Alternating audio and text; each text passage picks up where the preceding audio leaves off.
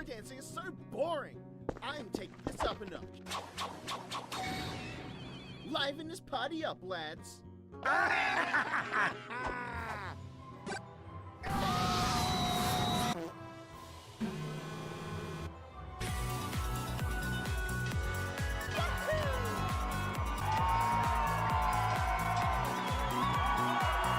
Those guys are cool as hell. Yo.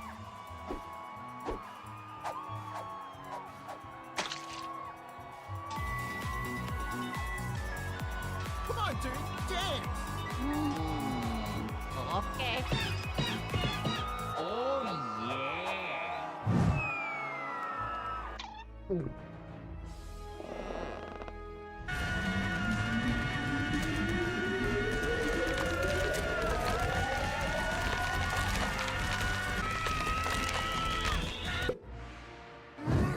Luigi.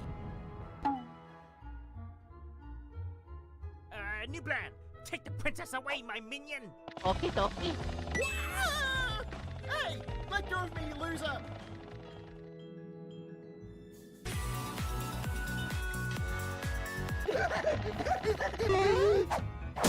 In this video, I kidnap this princess and put her in the tallest tower ever.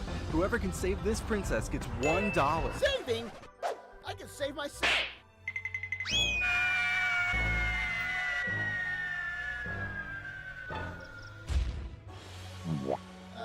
On second thought, maybe one of my animal friends can save me.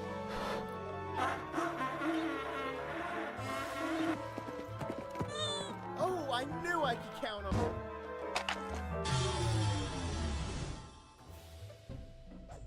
You sound like a dying pig. Mario, where are all the other animals?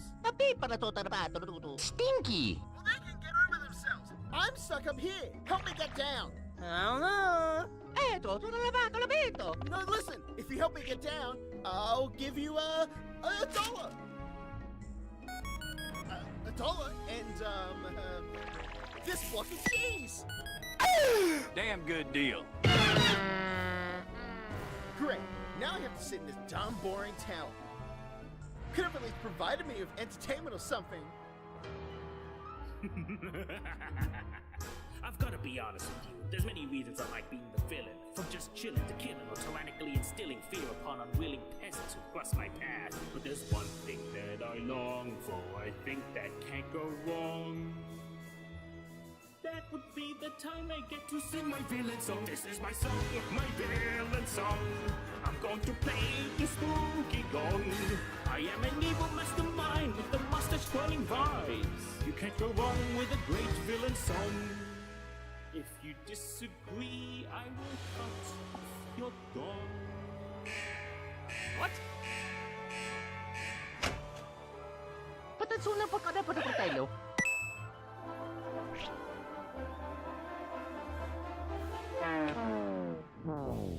You were gone for 12 hours and you brought back a fish? Princess, I will save you!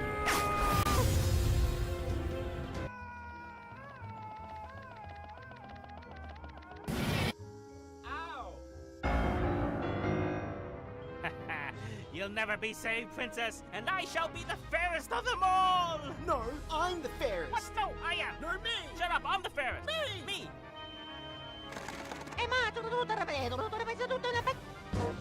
That's a dumb idea! I'm already way better than that dumbass! Excuse me? Fine, I'll show you how it's done. I challenge you to a fairest competition.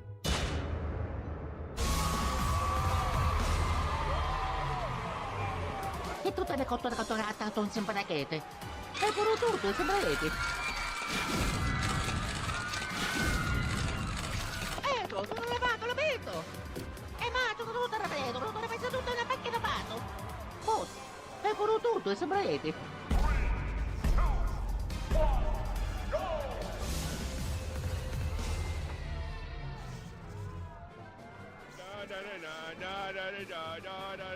Oi!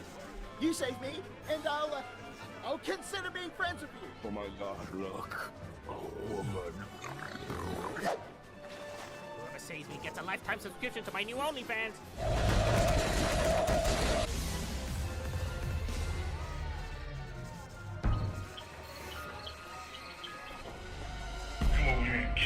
my hot mouth. I am going to commit suicide now! Wow, nice. You got the poisonous frog.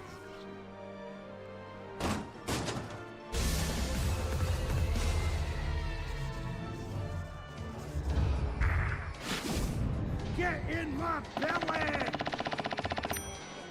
Wouldn't you rather go after this gorgeous princess instead?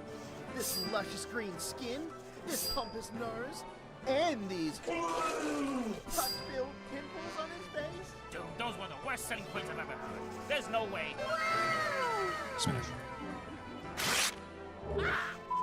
Okay, time. That's enough, girls. It's time to announce the winner.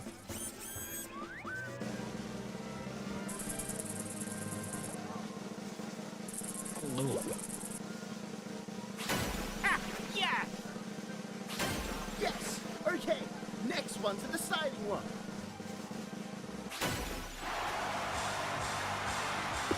In your face! I knew I was the fairest! Well, as the official winner, SMG3.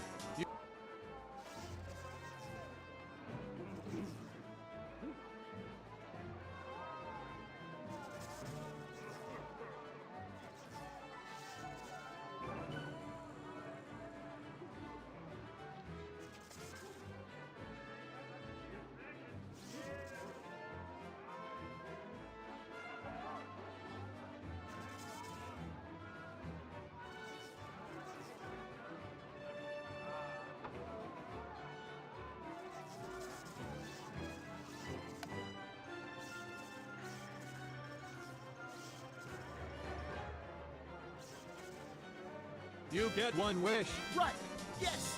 Okay, Bob, I wish. I wish... I wish we could all escape from here.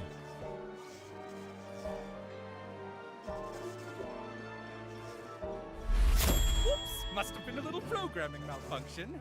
Can't have that.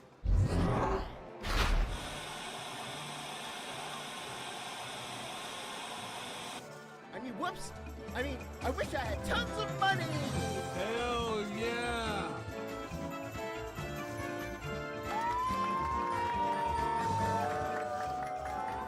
Ecco, doveva Peppo con citato per poter con apposto che si dovrà far grato.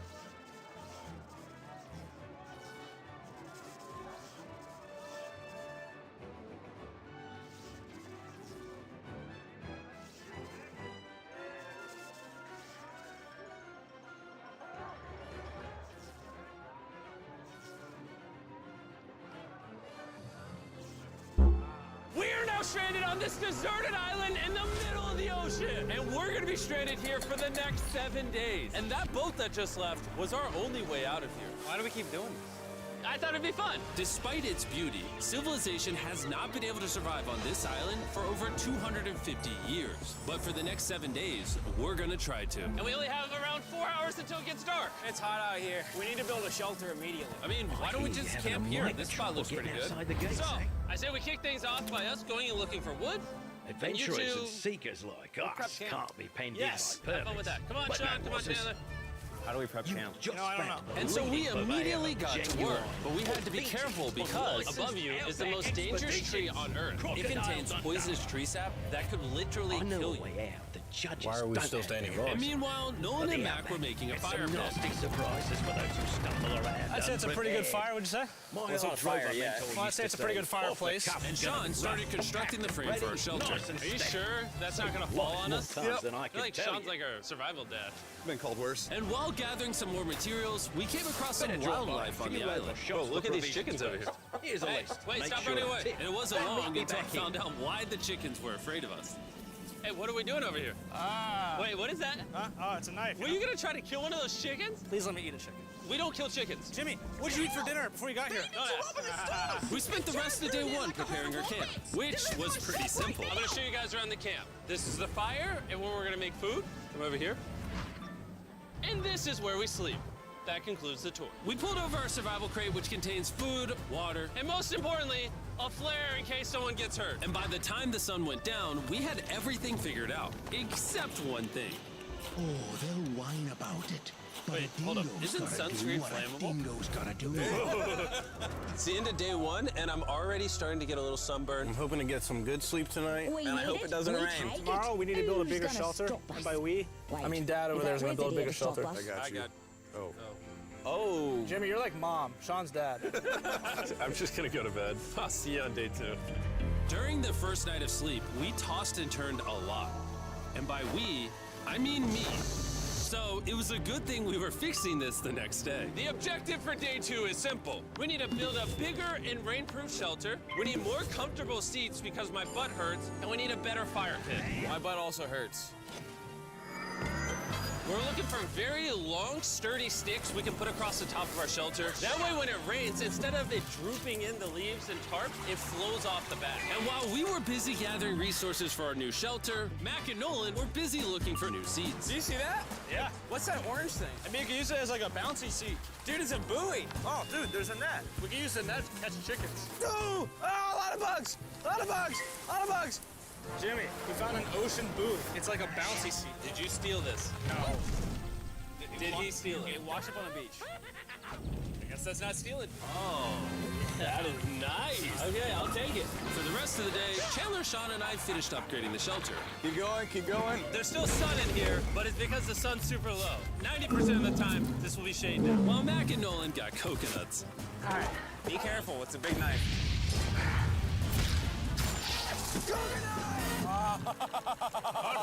And of course, tried to catch chickens. Hey, chickens! Run! Run! Run away! What are you doing? All right, I saved them. Day 2's coming to an end. How would you say it was? I'm tired, but I'm doing good. Nolan? Fantastic. I think we can all agree we are doing way better than we thought we would. But little did I know, later that night, things were about to get a whole lot worse. But for now, if you're wondering why we're in the ocean, look at Chandler. Because it's the only way for us to shower. We need our other water for cooking and, not dying of dehydration. You want to know what I noticed, boys? What's that? We had 10 cartons of water, and now we're down to 6. It's day 2. I know. I'm gonna be the adult here and just say it. Everyone needs to be more responsible with their water consumption. I agree. Wait, what are we agreeing to? Sean, I agree for you. Okay, perfect. It's also dark. We need to go to bed. In case you didn't piece it together, that guy Mac is the guy that lost money in this video and this video. He's basically lost $1.5 million on the channel in the last 2 months. It's a harsh way to introduce somebody. Even though we upgraded our shelter, the second night of sleep was worse than the first. We didn't know it, but this island was infested with bugs that ended up biting us all throughout the night. And for whatever reason, Chandler and I got the worst of it. I got no sleep last night. Probably the most miserable thing I've ever done. Look how many bug bites I have on just my hand alone. Do you see that? And while we caught up on some much needed sleep, you can probably guess what the boys were gonna do without supervision. Catch chickens. No, let's catch fish. So yesterday, over by that debris on the beach, me and Nolan found a bunch of net. Today, the boys are gonna help me make a chicken trap. The plan is basically to put a giant net right here, tie to a string up there, and then catch a chicken. Let's go. Now, if I was the one to stop them, this never would have happened. But given the fact that I felt like I was literally dying in this moment, the boys were officially going rogue. Hey, strong net. Is that? There we go. Over the next...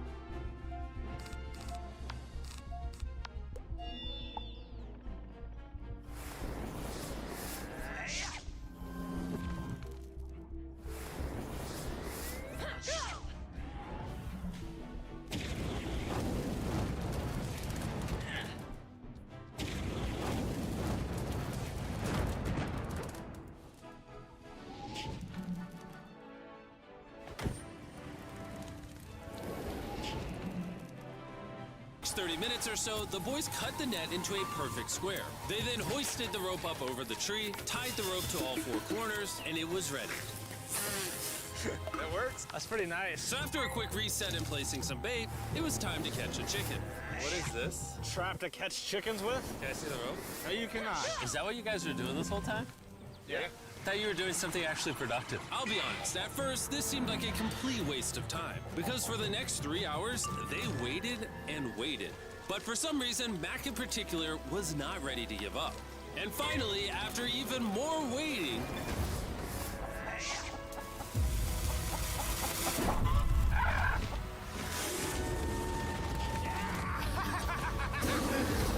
Keep it tight! Keep it tight! Mac, what is that? Hey, I caught it!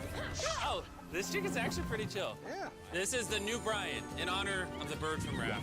You know what? With how nice you've been, I'm sure once you put Brian down, it will continue to hang out with us. Put it down. Time to put Brian down. Brian! No, Brian! What did you do to Brian? I thought he was our friend. Well, I did catch him with a trap, so... And by the time Brian had been caught and freed, it had gotten significantly less hot outside, which honestly gave all of us enough energy for a spontaneous adventure. See that island behind me? We're about to go to it, Mac. Let's do it. Now I know what you're thinking. Why swim away from a perfectly good island to a rock in the middle of the ocean? And honestly, I don't have a good answer for you. This feels really counterintuitive. I think this is a testament to just how bored we are. Feels like we're wasting a lot of water and energy. Mac, what are you doing? There are so many fish down there. Really? Yeah. There's a stingray! Look at all those fish! Those waves look really big over there. And they're coming right at us. Oh, here comes a big one. Almost there! You just made an enemy of our family. Now that's the kind Look of at the stuff island you over there in the find. background. If you've ever crossed here we paths are. with us again, you'll Look be in at a this. heap We got of water trouble. splashing on both sides. These are extra slippery rocks. Up now? Oh, God. This looks so cool. We did it! Those collie I don't know what criminals we are emptying did, the shields. but we did! How do we get off this? And then how do we get back to our island? Well, the fastest way off is jumping. I'm not jumping. During our last few hours of sunlight, I felt a couple raindrops. we noticed a storm approaching us on the horizon. When we got on the island, the forecast said it wasn't supposed to rain. There's monster clouds over there we need to press. Let's go, boys. Fix the hut! Oh no! There's rain coming! Protect our stuff! Get as many palm leaves as you can right now. Chandler, more leaves! And once we ran out of daylight, we huddled up under our new and improved shelter and awaited a night of rain. The worst part about this is the unknown. It's so dark, you can't even see how close the rain is anymore. Turns out we got extremely lucky. The storm ended up just missing us by a hair. But what I can say is, later in this video, we won't be so lucky. I just want to go home. Good morning, everybody. Let me try that again. Good morning, everybody. Good morning. You guys got a case of the Mondays? After 4 days on the island, our morning routine consisted of the following. First, we'd wake up and complain about how bad we slept. Sleeping last night was rough. And then we'd use the bathroom, sometimes together. I'm nervous peeing at the same time as you guys. And then eat, yet again, a bagged meal. We're a little tired of our bagged meals, so let's just say we've got a solution. All right, this is as far as I go. Have fun. Oh my God. All this for some fish? You have to go very, very far out to actually find fish. The fish aren't gonna be in this light blue water. They're gonna be in the dark blue water out there. So, This is either a really good idea or a really bad one. probably a bad one. The plan was a little dangerous, but simple. Mac is going to act as a human motorboat and drag Sean and Nolan out into the depths of the ocean. And Sean, being the expert survival dad that he is going to catch those fish and bring them back to shore for us to eat. You guys got the rope? I also brought around 500 feet of rope that they're tied to. So if at any point they need help, we'll just yank them in. Right, Chandler? Yeah. Is the rope still good? Yeah, you have plenty of rope. Mac, you doing okay? Huh? Is Mac literally just pulling them? We should just untie the rope, Mac. 'Cause that's some dead weight. Hope we don't regret it. Now we have no rope and we're so far away from the beach. There's no way they're not getting seasick out there. Oh, look at that storm. Is that a storm? Boys, we better hurry. That's rain? That's rain. Something tells me this rope snapped somewhere. Oh, no. Well, you know what we can do? We can start fishing. I wouldn't start fishing yet. He's in the water. Guys! Your rope came off! You see any fish down there? I don't see anything. None yet. We have the rope! Hey! Whoa. You got something? Yeah. Hey! We got a fish! Hold on to it.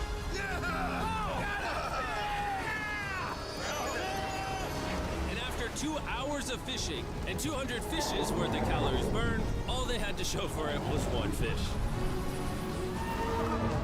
Is this fun to eat? Yeah, of course. It literally tastes like fish from a supermarket. I mean, you know where fish from the supermarket come from, right? Where? The ocean. And even though this fish from the ocean was surprisingly good, it was time to eat something a whole lot better. S'mores. S'mores. First off, you need to burn the bacteria off your stick. Oh, I didn't know that, actually. You seem like you've done s'mores before, Jim. Oh, that's an chocolate. Oh, Mac! What are you doing? Oh God. You take the Feastables chocolate, scrunch it like that while it's still hot. Look at that. Make sure to try out our new Feastables bar. People are actually liking it so much, it's sold out in most stores. Don't worry, we're doing our best to restock it as fast as we can. You've never had a s'more in your life until you've had a s'more with Feastables on it. Like clockwork, we lay down to go to bed, and it starts raining. Why is it that whenever we do survival videos, it literally only rains when we're trying to sleep? I'd say that was a very successful day 4. Yeah, I agree. You caught a chicken. I caught a fish. Here's the 3 more days of stupidity. Yeah.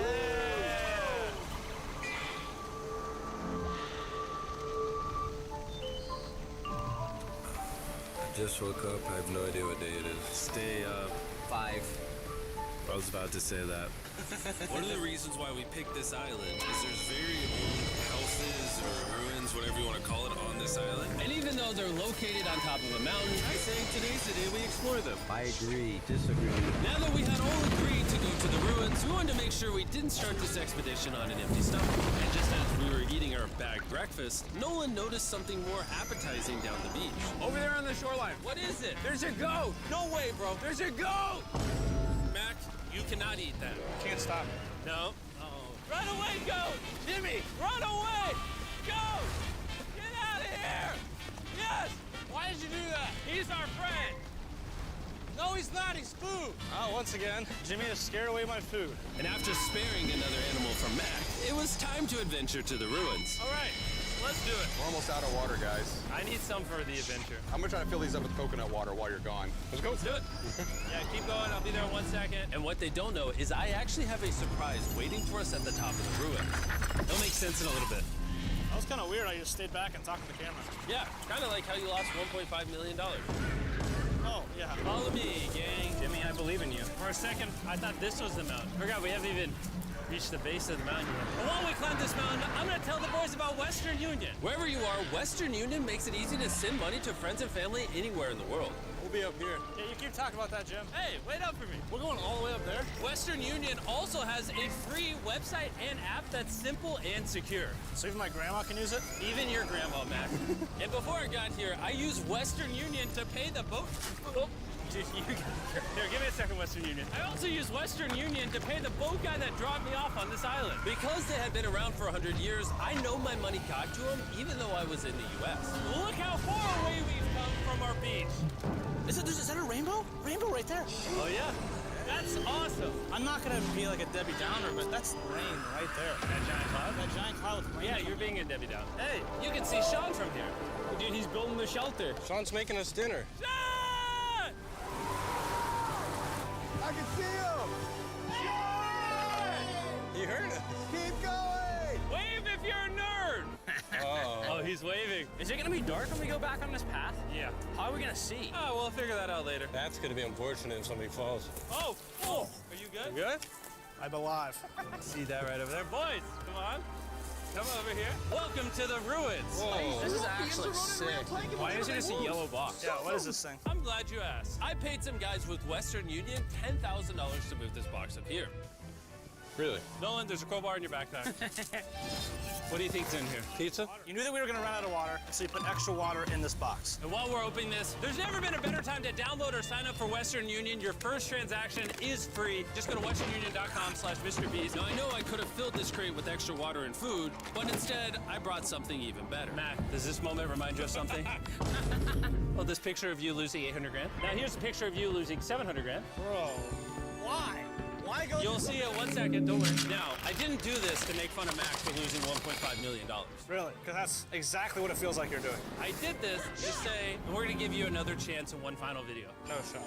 But this is your final shot. You're gonna give me a third shot? Your final shot. I got another shot! If you look at the last video we did, every single comment was bring back Mac, bring back Mac. I hope you win. That's another shot. More important than your shot, there's some ruins over here. Let's go look at them. Third shot, baby. I'm not gonna let you guys down again. This building is almost a century old.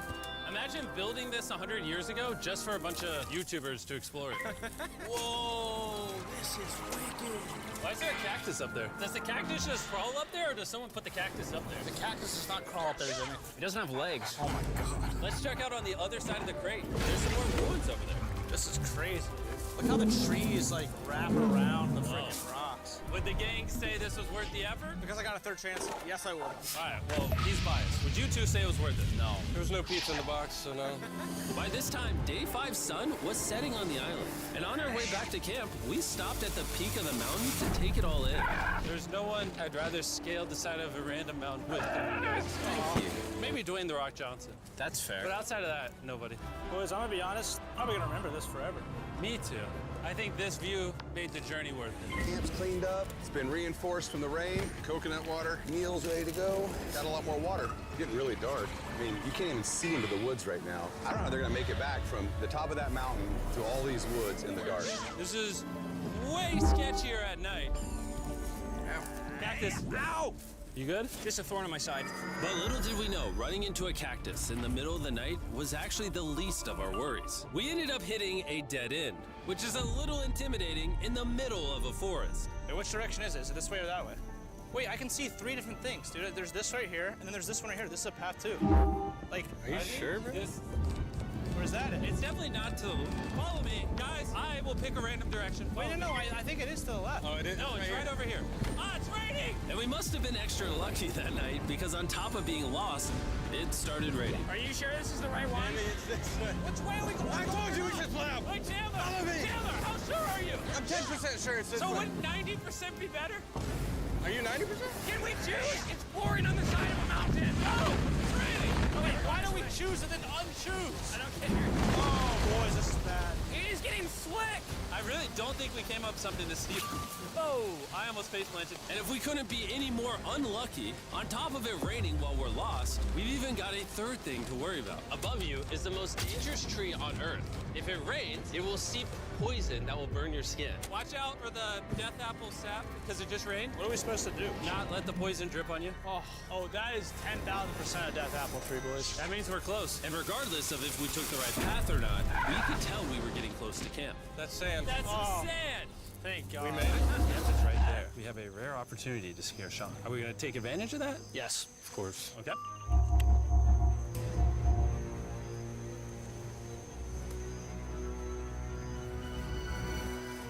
Oh, God! Oh, my God, you scared me. We made it! Yeah, we're back. I made you guys dinner and coconut water. Oh, I appreciate it. Cheers, boys. Wow, it tastes like a coconut.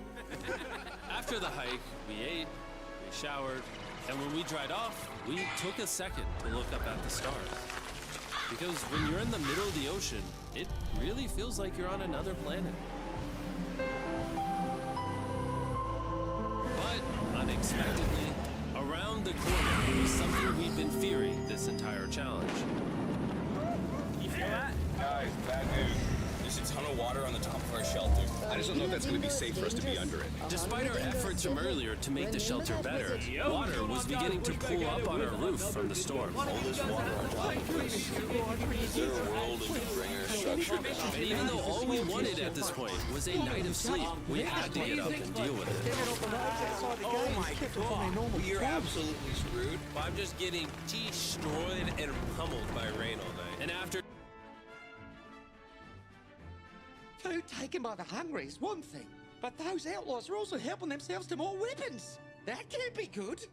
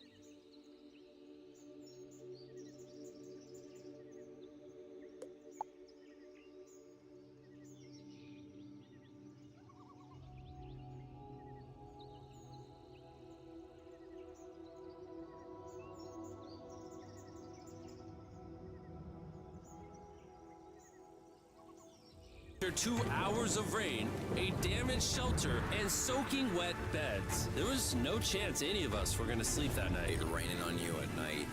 The worst experience you can have on these challenges. I'm so tired. Hopefully it just passes over. And even though this was an all-time low, our only option was to wait this thing out. I'm not gonna lie, the rain last night was pretty brutal. I don't know that I've ever been that cold, ever. What do you want to do today, Nolan? I don't know. Absolutely nothing. I just can't wait to get out of here. This place sucks a lot, I'm not gonna lie. I'm sick and I'm tired and I want to go home. At this point, the island was making us miserable. This is quickly turning into a little bit of a nightmare. And after 6 days of physical struggle, our mental health was beginning to suffer as well. There's only so much bagged food you can drink and hours you can lay in the sun before you start to just feel terrible. And I'm starting to feel terrible. I have a headache. I am very tired. It was clear that we were going to have to take drastic measures if we were going to complete this challenge. Looking for a peach cobbler. Want to look for a peach cobbler? Oh, I found one. So, in an effort to turn things around, we treated ourselves to canned cobbler for breakfast. Pretty good. Not bad. Yeah. For a can. And with the help of this unorthodox breakfast, we were beginning to return back to normal. Go ahead. Dude, you hit straight into the tree. And it became clear how exactly we were going to survive day 6. By having fun with each other. And I began to realize, even though we've all done a lot of suffering, why'd we pick the heaviest seat in existence? This whole trip has been filled with a lot of fun. Cheers, boys. And adventure. We did it! Moments like these are hard to find. And when I look back on this challenge, we probably won't remember the bad times as much as we will the good. It's kind of cool. And with day 6 of our challenge finally coming to an end, We're celebrating our final night with a massive fire. But it's kind of burning us all. Yeah, I'm getting that. It's a little too big. When we wake up tomorrow, the challenge will be over! and as the sun rose on day 7, Oh, get me out of here. we broke down camp and cleaned up with one thing in mind: leaving this place and never coming back. And before we leave, I just want to take the time to say thank you all for watching. All of you are the only reason videos like this exist, and I really hope you all enjoyed it.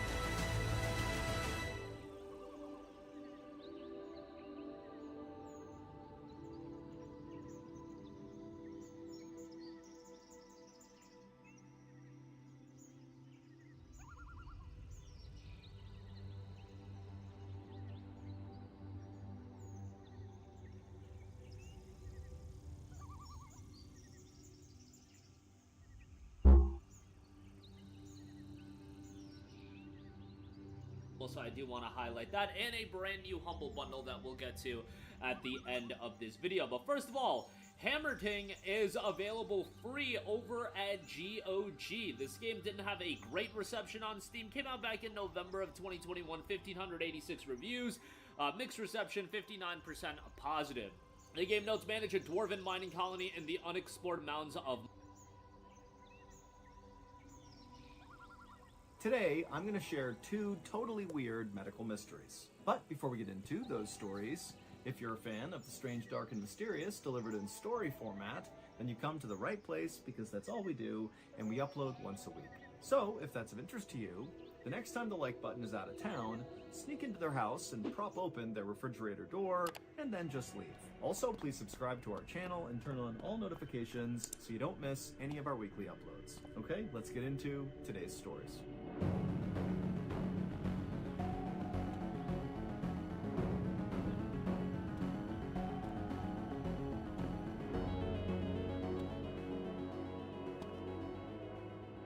On the evening of July 25th, 2008, a 59-year-old man named Brian Thomas walked hand in hand with his wife Christine out of the restaurant where they had just had dinner. The couple was in this little village right on the coast of Wales, and where they were now walking outside of this restaurant was right along the water. So as they did that, Brian found himself looking out over the sea, and he saw the reflection of the moon on the waves, and it was so beautiful. And then he turned to his wife, and she was so stunning. And so Brian finally just stopped and kind of just took in all this incredible beauty right in front of him, and he began smiling ear to ear, which was a big departure from how Brian had been feeling over the past few months, because Christine had recently had a big scare. She'd been told she might have cancer, and so she went in for all this testing, and then she and Brian had to wait for it to come back, and the wait was absolute torture. I mean, basically Brian and Christine were prepping themselves to find out Christine really did have cancer. But when the results did come back, it would turn out Christine did not have cancer, and so Christine was obviously hugely relieved, but it was actually Brian who was more relieved. It was like he suddenly saw he could lose his wife of 40 years, who he had raised a family with. I mean, this was like the most important person in Brian's life, but it was like he didn't fully appreciate that until he realized he could lose this really important person. And so now that Christine had a clean bill of health, Brian was committed to showering her with love and affection and taking her to restaurants and on vacations. And in fact, the reason they were actually in this village in Wales is because they were on one of Brian's many vacations for Christine. He had gone out and bought this little camper van, and they had driven it up to this part of Wales. And then after this vacation ended, Brian's plan was to use this camper to travel with his wife all over Great Britain. And so the couple had a really busy schedule coming up. But for right now, Brian was focused on just staying in the moment and enjoying this newfound happiness he was feeling. And so he and his wife would continue to just kind of walk along the water for a bit. And then finally, when they felt tired, they headed back to their camper, they went inside, they got in their bed, and they fell asleep. A little before 4 a.m., Brian suddenly woke up inside of this camper. And so he sits upright and looks around. You know, it's totally dark inside of there. He can't see anything. He doesn't really know why he just woke up. And he's trying to get his bearings. And then, as his eyes kind of begin to focus, he realizes there is a person standing inside of their camper right near the door. Basically 10, 15 feet away from he and his wife is a person. And so Brian just froze, and he's staring at this person, hoping this is just a dream or something. But then this person, who appeared to be dressed in all black head to toe, began to move. And they began to move first to the left, and then towards the bed. And so Brian is still just frozen, thinking, is this real? Is this really happening? And then this person began climbing on the bed on the side where Christine was. And so Brian, without even thinking, just yelled out, "You bastard!" And he jumped off the bed at this guy and began choking them out. And the whole time Brian is screaming at this person, like, "What are you doing? Why are you here?" And this person is fighting back so hard, and Brian is just not letting go. It's like instinct is completely taken over, and then this person goes totally still and just dies. And Brian knows he killed them, but they came into his camper. Like, what do you expect? Brian would ultimately be the one who called the police, and just several minutes later they would show up. And when they got there, they would find Brian standing outside the camper hyperventilating. And then when they tried to get more information about what exactly had happened inside the camper, Brian basically couldn't explain it. It was like he was totally in shock. And so eventually one of the officers just went inside the camper, and there on the ground they would find a body. But it was not some attacker. It was Brian's wife. It would turn out Brian had a medical condition called somnambulism, which we know as sleepwalking. And at home, he would sleep in a different bed than his wife because he sleepwalked so much. But since they were on vacation in their camper, they had to sleep together because there was only one bed on board the camper.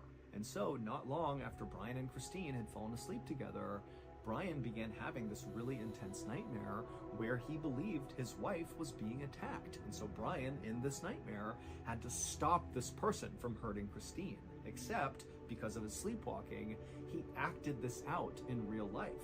And the attacker that he ultimately killed was ironically his wife. He basically tackled his wife and strangled her to death because he thought he was actually saving her. Brian was absolutely destroyed with grief and with guilt, and the second he realized what he had done, he confessed. He didn't in any way try to protect himself. He said, "I did this, take me in."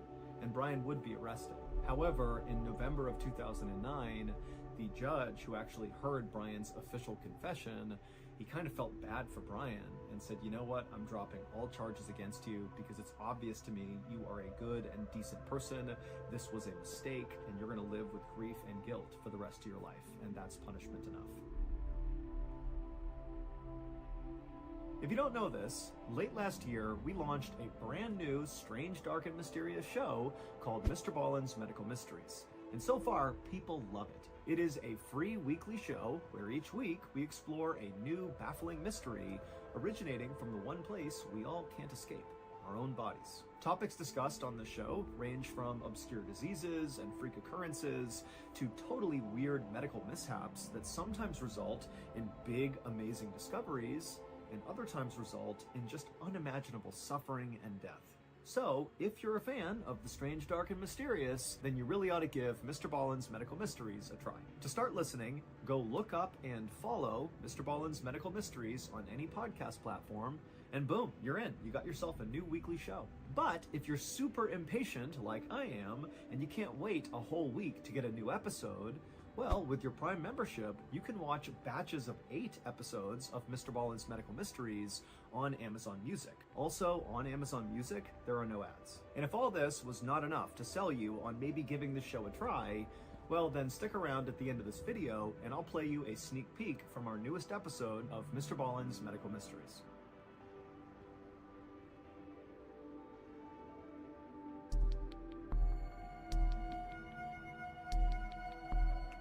One morning in January of 2016, a 45-year-old woman named Lauren walked into an office building in West Virginia where she worked as an office manager, and she dropped her purse, her phone, and her cigarettes on her desk. It was a Friday, and so Lauren was in a really good mood because she was pumped about the weekend.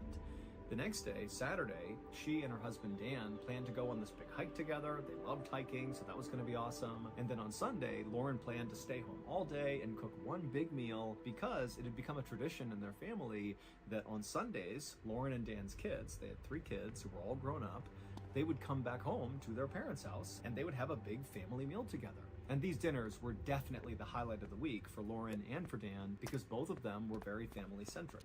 Lauren switched on her computer and then looked at her schedule and saw she had a whole bunch of meetings back to back to back that day, and so immediately she was worried that she would not be able to slip out that day and go for a quick walk, something she had recently been doing a lot of because her doctor had recently told her that she had a blood circulation disorder that was called peripheral vascular disease. And what that meant was the arteries that carried the blood from her heart down to her legs and her feet were becoming blocked, and so her legs and feet were not getting enough oxygen.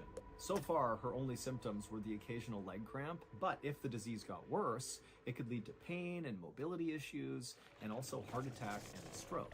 Luckily, Lauren's doctor told her that she didn't need medication, she just needed to quit smoking, change her diet, and become more physically active. And Lauren had totally leaned into this, and was being much more active, and had changed her diet. She hadn't quit smoking yet, but she planned to. And so Lauren really felt like she was on the right track. And so as Lauren kind of began her day, going through her emails and thinking about when she's going to do this walk, her cell phone rang. When Lauren looked at the phone, she didn't recognize the number, so she decided to let it go to voicemail. And so Lauren forgot about her phone and just figured whoever this was, they'd call back or whatever, and she's doing her thing. But then she got another phone call. And when she looked, it was the same number calling her back. And this time, Lauren did pick up the phone. And when she said hello, on the other end of the line, she heard a police officer say in a very serious voice, "Am I speaking to Dan's wife?" And so right away, Lauren's heart began to race, and she would tell the officer, yes, what's going on. And all the officer would tell her is that Dan, unfortunately, is in a very serious car accident, and so you need to come to the scene right away. In an absolute panic, Lauren hung up the phone, she grabbed her things, she ran out to the car, and she floored her way to the address the police officer gave her. But when she got there, she saw there were so many police cars and ambulances and all these people that she couldn't even see what was going on, let alone park anywhere near where this accident happened. So she wound up parking her car around the corner, and then she got out and just sprinted towards all the police. And then when she got up to them, she basically began pushing people out of the way, and no one tried to stop her. They could tell, this woman must know the people involved in this crash. And so she pushed past all these people, and finally she can see through the crowd, and she can see her husband's car, and it's absolutely mangled. And there's all these first responders that are in a circle on the pavement, and she can tell there is somebody on the ground they're working on, and it's gotta be Dan. And so Lauren just began running towards that group of people, and as she did, they all stood up as if, there was nothing they could do. And on the ground, Lauren saw her husband. There was Dan, lying in this huge pool of blood, just motionless on the ground. And so before she even got over to her husband, Lauren already knew what had happened. Dan was dead.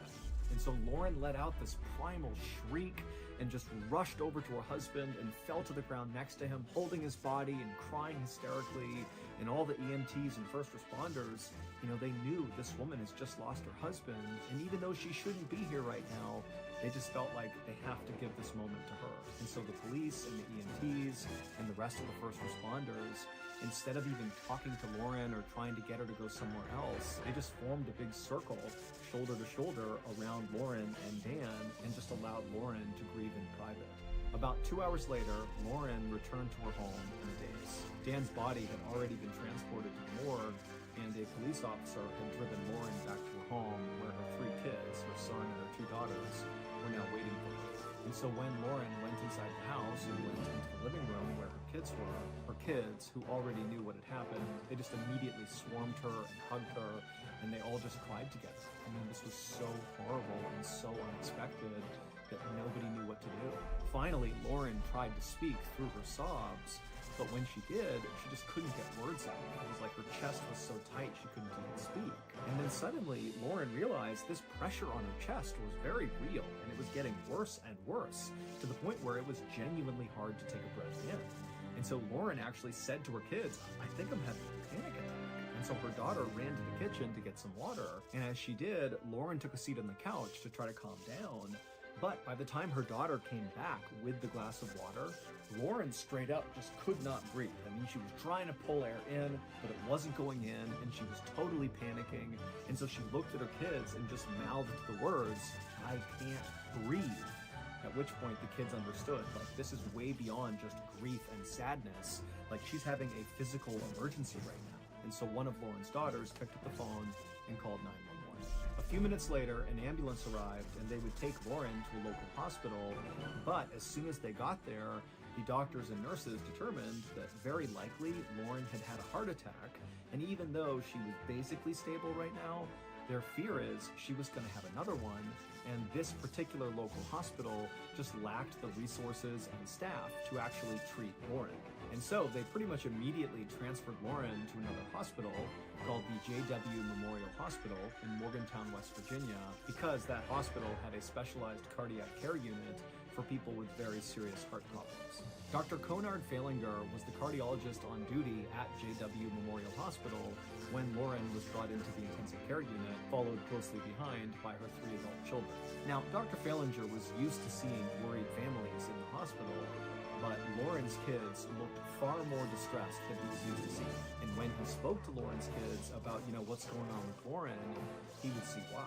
The doctor would learn that this family has lost their father, their husband, just a few hours earlier, and the mother, Lauren, who's this patient, she laid with her dead husband out on the road in a pool of blood.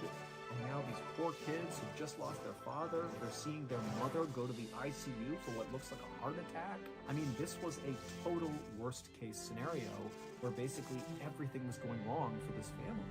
Dr. Falinger did his best to push his emotions to the side. He didn't want to get wrapped up emotionally in this case, but at the same time, the doctor felt a very deep need to save Lauren.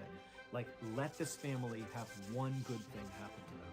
But Lauren's condition was pretty dire. Just like the doctors at that local hospital where Lauren went first, Dr. Falinger also suspected Lauren had a heart attack, very likely because of that blood circulation disorder that she had that basically clogged her arteries.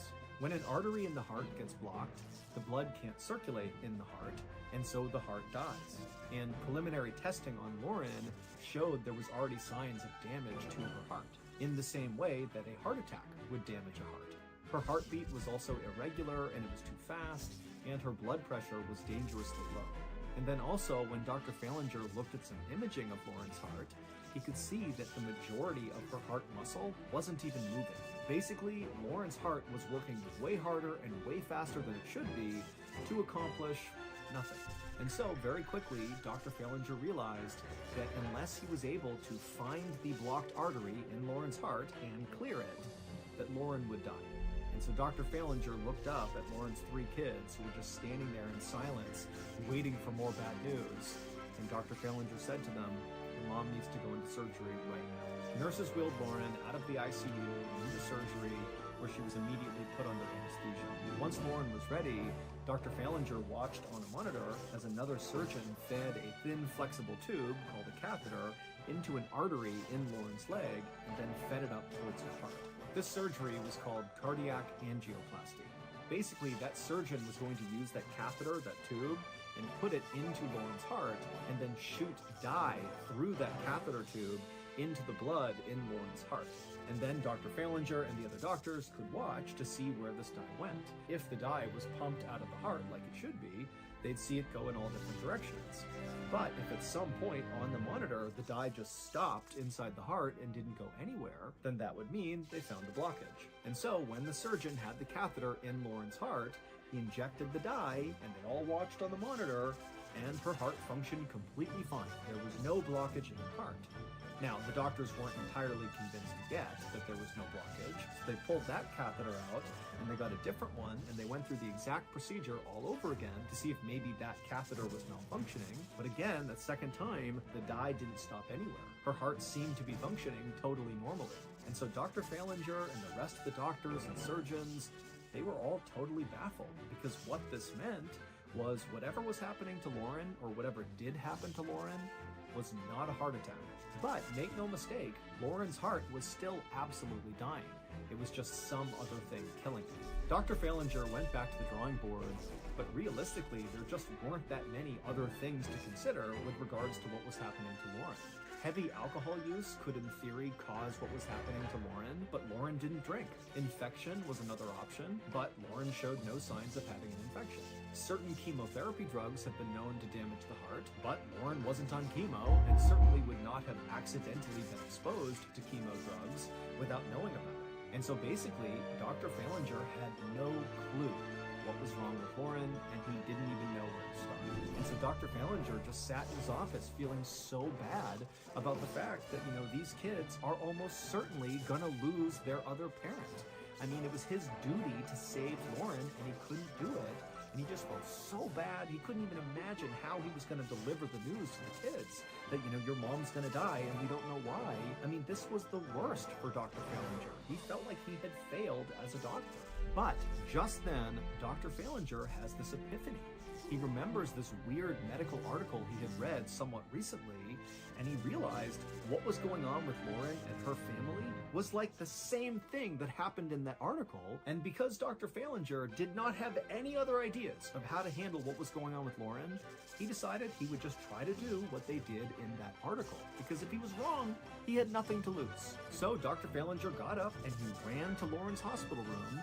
And when he got in there, he saw Lauren's kids and he called them over to him. And he would tell them that he's going to give their mom some medication that's going to spike her blood pressure and keep it high. But then he needs them to gather around her and just talk to her like she's your mom. Talk lovingly, soothingly, remind her that you're still here and that everything is okay. And the kids, they all agreed to do this. And then Dr. Falinger, he gave the medicine to Lauren, and then he watched as her 3 kids circled up around the head of the bed, and they're all crying and holding their mom and telling her how much they love her and please come back to us, come back. And as they're doing this, Dr. Falinger just quietly walked out of the room, hoping this would work. And sure enough, just a week later, Lauren was all better. It would turn out the way in which Lauren lost her husband, both the suddenness of getting that phone call, combined with just the unthinkable horror of seeing your loved one on the road in a pool of blood dead. I mean, that situation was so stressful for Lauren that her brain released a ton of stress hormones into her body. So much so that these stress hormones literally paralyzed her heart. And so you can understand why all the doctors thought this was a heart attack, because this sort of looked like one. But this condition does have its own name. It's called stress cardiomyopathy. However, it's known by its more casual name, which is broken heart syndrome. Basically, Lauren loved her husband so much that to witness what happened to him and to learn about it so suddenly and abruptly, it nearly killed her. And it just so happens that a few months before Lauren was checked into the hospital, Dr. Falinger happened to read a medical article about broken heart syndrome. And the only way you can treat broken heart syndrome is just to try to keep the patient alive long enough that the stress hormones leave their body naturally, at which point their heart goes back to normal. And so Dr. Falinger was able to buy Lauren a little bit of time right at the end there by giving her that medicine that boosted her blood pressure. But Dr. Ballinger told her 3 kids that really it was up to them to keep their mother alive. They needed to crowd around their mom and just talk to her and tell her that you love her, show her that you're here with her, give her a reason to fight and hold on. Even though she's not saying or doing anything, she's still alive and she can hear you, so talk to her. And so Lauren's kids just sat around their mother and just showered her with love and affection. And sure enough, a few days later, when Lauren did kind of come out of it and recover, she would say that she felt herself drifting off towards death. She really knew she was dying.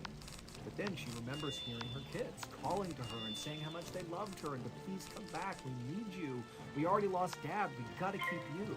And Lauren would say that's the reason she's still here today, is because she held on for her kids. She felt like it was her duty to be here for her family. So that's what's so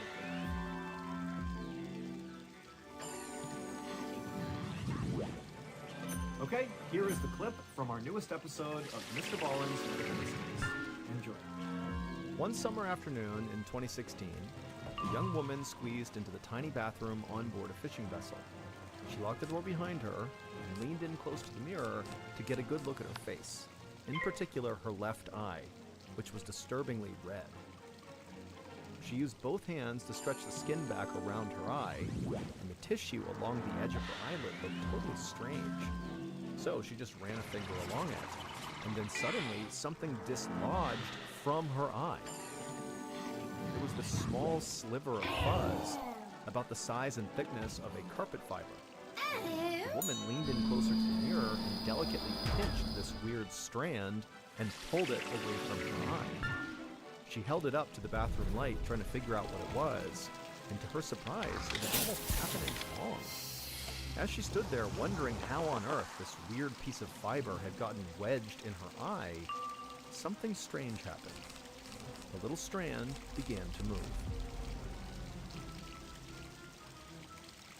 The sneak peek you just listened to was from an episode called It Moves, and you can listen to that episode and many more simply by looking up Mr. Ballin's Medical Mysteries on any podcast platform, give the show a follow, and then start your video. So, that's going to do it. If you enjoyed today's stories, be sure to check out our Medically Creepy podcast.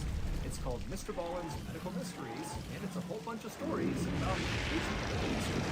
You can listen to it on Amazon or anywhere else. Wait, don't go anywhere. If you're looking for more strange, dark, and mysterious videos, click here.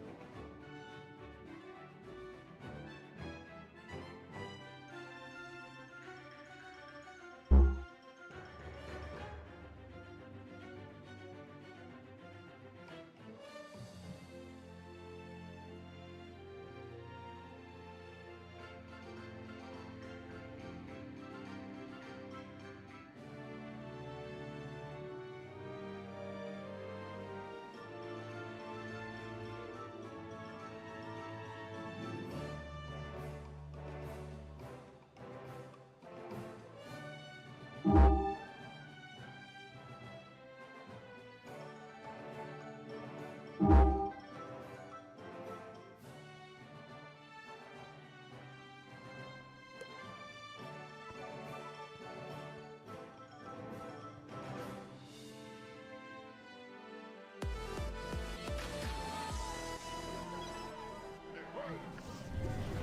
of the Sea.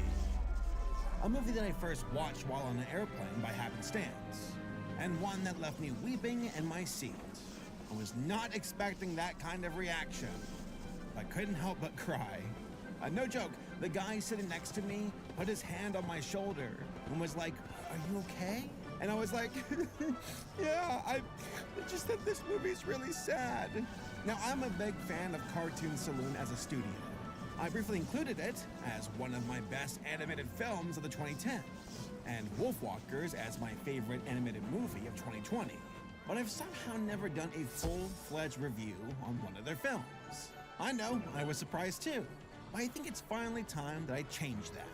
I know I previously said, in the best films of the 2010s, that I did not want to spoil anything by recommending it.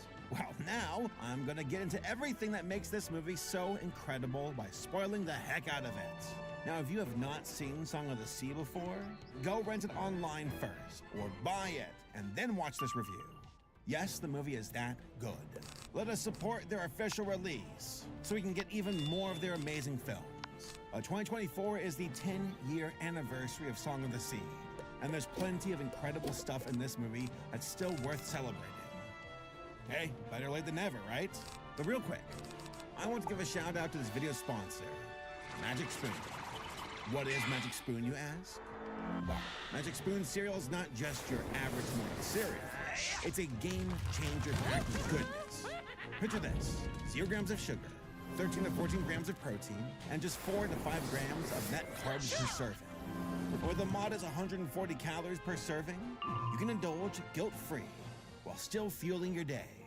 Magic Spoon also fits seamlessly into a variety of lifestyles. Whether you're keto, gluten-free, or simply health-conscious, Magic Spoon has got you covered. Plus, their cereal treats are perfect for those on-the-go moments when you need a protein-packed pick-me-up. Speaking from personal experience, growing up, cereal was a beloved part of my day. But as I got older, I struggled to find options that align with my lifestyle. That is where Magic Spoon came in, bringing back the joy of childhood favorites with a nutritious twist. Whether it's a good bowl in the morning or a quick bar before I hit the day running, Magic Spoon's options require no second thought. And for those with dietary restrictions or specific needs, Magic Spoon is a game changer. Whether you're keto, sensitive to gluten, diabetic, or simply watching your sugar intake, Magic Spoon offers exciting, delicious options that won't disappoint. So, grab your favorite bowl, because I'm going to pour out a treat of my own. Use my code SABER, that's S-A-B-E-R, for $5 off your order. Or you can go to www.magicspoon.com/saber for the same deal and explore a world of flavors. From classic cocoa, indulgent birthday cake, honey nuts, peanut butter, the options are seemingly endless. You Canadian? They got a maple waffle flavor for your maple fix. Plus, Magic Spoon is so confident in their product, they offer a 100% happiness guarantee. If you don't love it, they'll refund your money. No questions asked. So, if you're ready for a magical and nutritious experience, then click the link down below to create your custom box of Magic Spoon cereal today. And for my Canadian and British viewers, don't worry. Magic Spoon ships to Canada and UK too. Thanks again, Magic Spoon, for sponsoring this video. On that note, back to Ireland. Originally released at TIFF on September 6, 2014. Song of the Sea is an Irish animated film by Cartoon Saloon, a 2D animation studio based in Kilkenny, Ireland. It is the second of their trilogy of films centered around Irish folklore. The others including The Secret of Kells in 2009 and Wolfwalkers released in 2020. The story begins with a brief flashback. We're introduced to a small family, including 4-year-old son Ben, the lighthouse keeper Connor, and his pregnant wife Brona. She gives Ben a musical seashell and tells him a bedtime story about selkies. They're sea creatures, seals that can shape-shift into humans by wearing sealskin coats while singing an ancient song. However, later that evening, Brona disappears, seemingly dying in childbirth. leaving behind Ben and Connor, along with a newborn daughter named Saoirse. Suddenly, over in 1987, on an island off the coast of Donegal, it's Saoirse's 6th birthday. But her older brother Ben is less than thrilled about it. He's been traumatized by their mother's disappearance, developing an intense fear of water. Bosses Saoirse around, hating that he has to look after her. Yep, sounds like your standard 10-year-old boy to me. Instead, Ben opts to hang out with their giant old English sheepdog, Coo. He is a very good boy.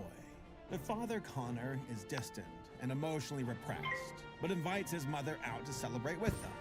Saoirse hasn't learned to talk yet, and Granny reprimands Connor for raising her children on an isolated island. Late that evening, Saoirse finds a sealskin coat, like it's gone. Heading towards the ocean, she transforms into a seal and goes for a night swim with quite possibly the cutest seals ever. However, Granny later finds her washed up on the beach and insists on taking the kids with her back to the mainland. She's a harsh authoritarian and taking matters into her own hands. They don't want to leave, but Connor is too defeated to stop her, yelling at Ben before they drive off. The kids end up stuck in Dublin, Granny's dreary house, away from everything they know and love. But Ben and Saoirse are both determined to return home. Ben wants to reunite with Coo, and Saoirse wants to return to the sea to become a Selkie again. They break out of the house and are pursued by a trio of fairy folk called Nay de Noshid. The fairies know that she's a Selkie and want Saoirse to sing an ancient song. By singing, she'll release all the trapped spirits back to their home in the spirit world on Halloween night.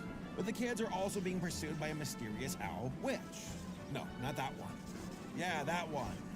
Maka the Owl Witch. A powerful being who can turn people into stone by taking their feelings away.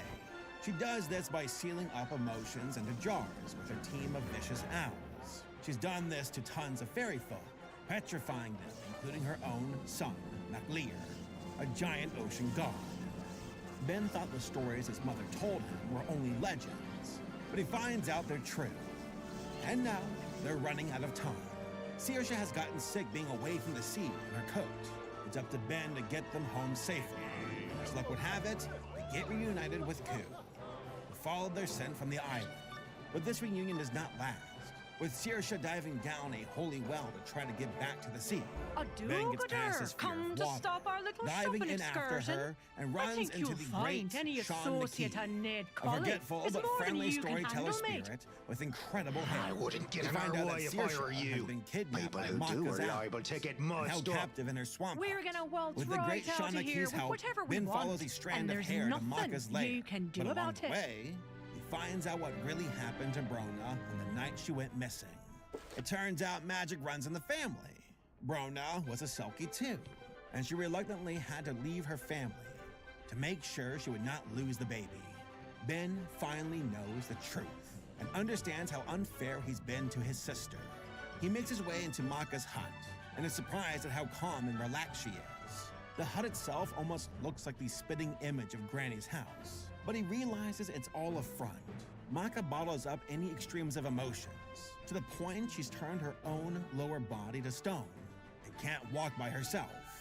She tries to trick Ben into making a deal with her, offering to take away his pain and sadness, but he refuses, escaping up to the attic where he finds Saoirse and apologizes to her for being such a jerk. Saoirse musters up her strength and uses the shell's music to break the bottled up emotions. Maka finally breaks down and admits she was helping her son in the wrong way. Wanting to make amends, Maka summons the spirits of McLear's dogs to get the kids home, riding the wind on Coo's back. However, a terrible storm has broken out on the island. Ben begs his father for help getting Saoirse's coat, but he refuses to listen.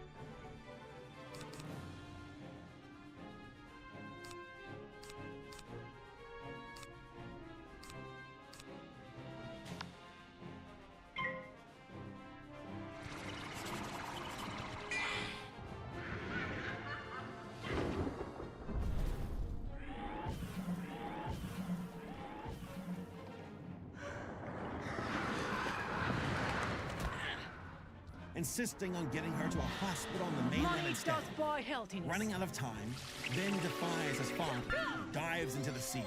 Locating the trunk the coat was locked in. A helpful seal brings him the key, and he resurfaces with Connor, giving Saoirse the coat. He turns back into a seal as he launches shore Lear's Island. She is gravely ill, but Ben encourages her to sing.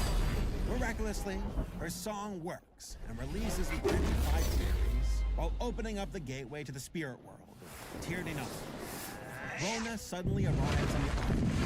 She wants to take Saoirse with her, but offers her a choice. Go to the world or stay in the human world, as she is half human. The family says their final goodbyes to Rona, but Saoirse decides to stay with Ben and Connor, losing her selfish powers in the process. But Saoirse finally has her voice. Connor reconciles with Granny, and the family starts learning how to live with the loss together. Man, what a beautiful movie. Now, get ready to hear me gush about it for 5 to 10 minutes. As a production, Song of the Sea was a massive labor of love. The scriptwriting and fundraising started in 2008, taking about 5 years in total. Now, it sounds like a long time, even for an indie production, but they were also trying to get funding during the Great Recession, which definitely slowed down their momentum at first. But the team saw this challenge as a blessing in disguise, utilizing the extra time to refine the script with each new draft. And yeah, that extra attention to detail definitely paid off. With the funding finally secured, the film's actual production lasted an additional 2 years. Despite being the studio's second film, they really took on the criticisms of The Secret Hotels and learned from them for Song of the Sea's production. Song of the Sea is a rarity, being a film that takes on the best qualities of its predecessor and has none of these sophomore slump issues you'd expect. This time, the story was refined and easier to follow along while adapting to new technology. Kells was animated on paper, the old-fashioned way.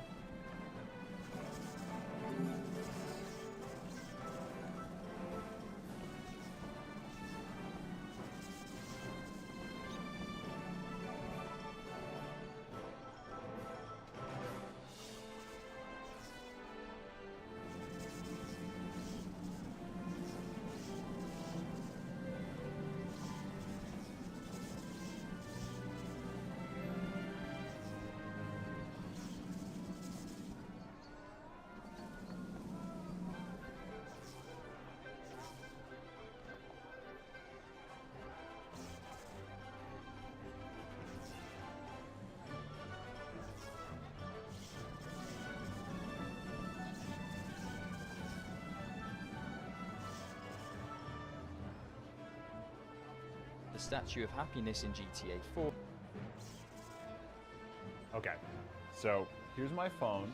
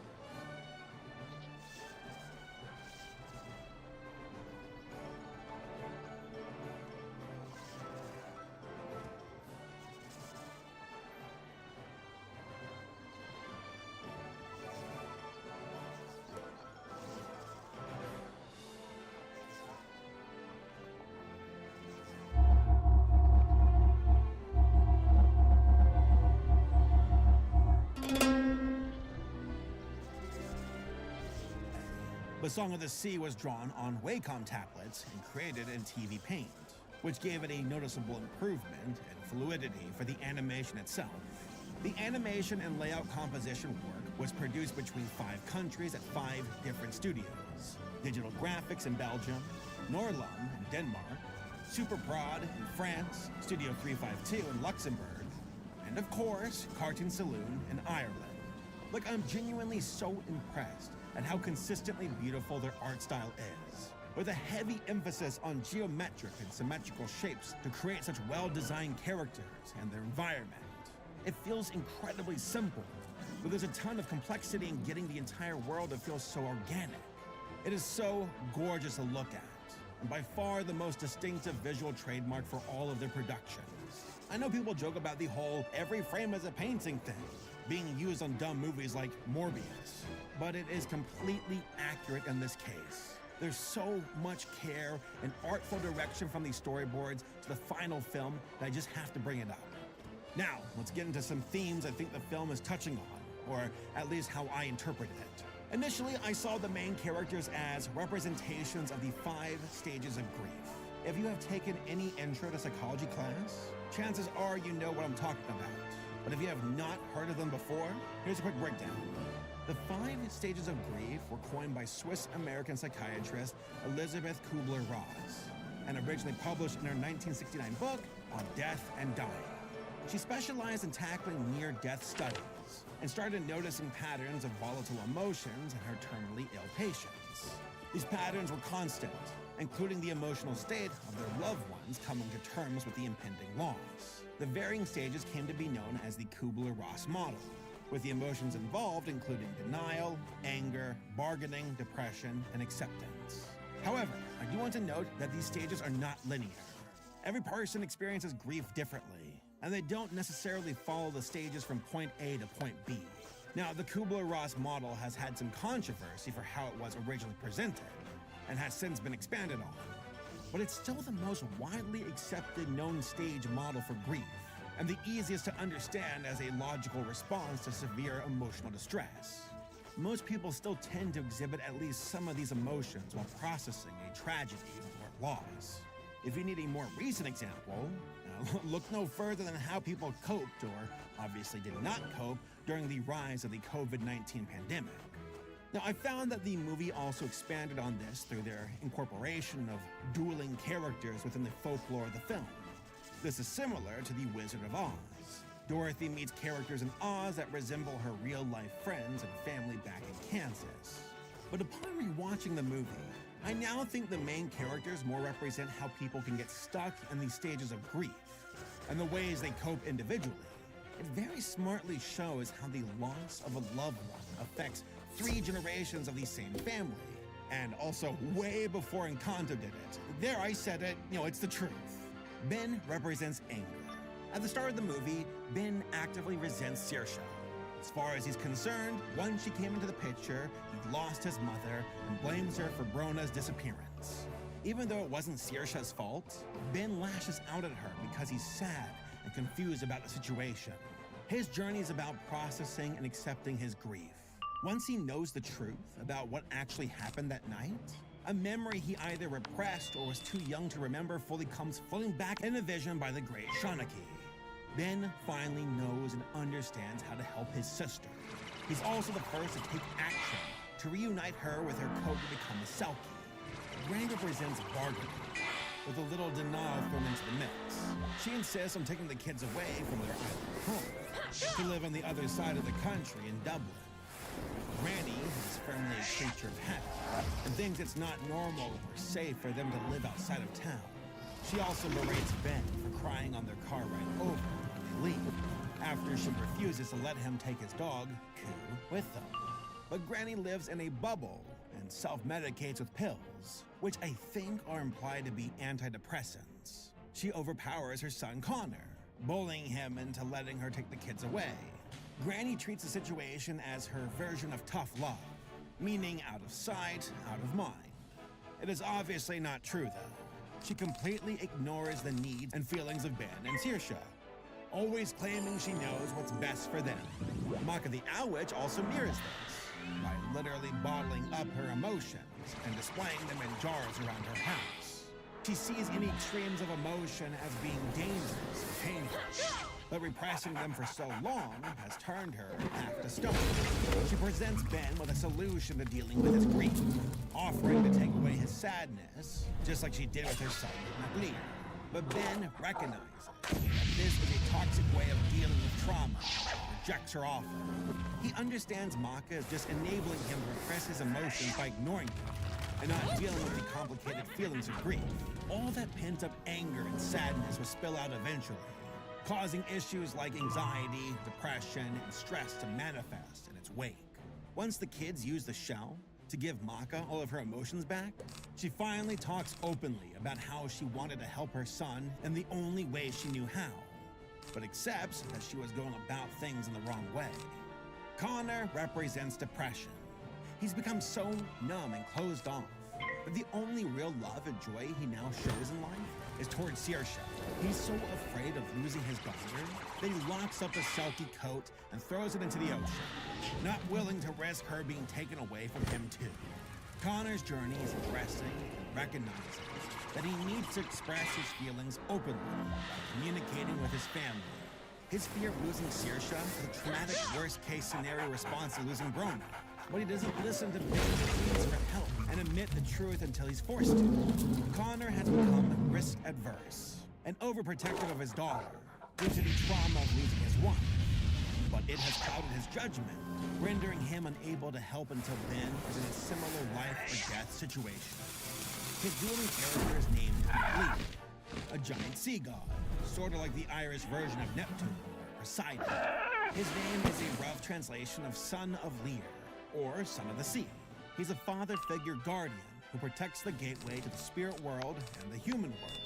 He's also a literal interpretation of the phrase, "No man is an island." This phrase originates from English poet and cleric John Donne in his 1624 poem, Meditation 17. It explains that all humans are connected, cannot thrive in isolation. Its visual usage in the film is direct, incredibly poignant.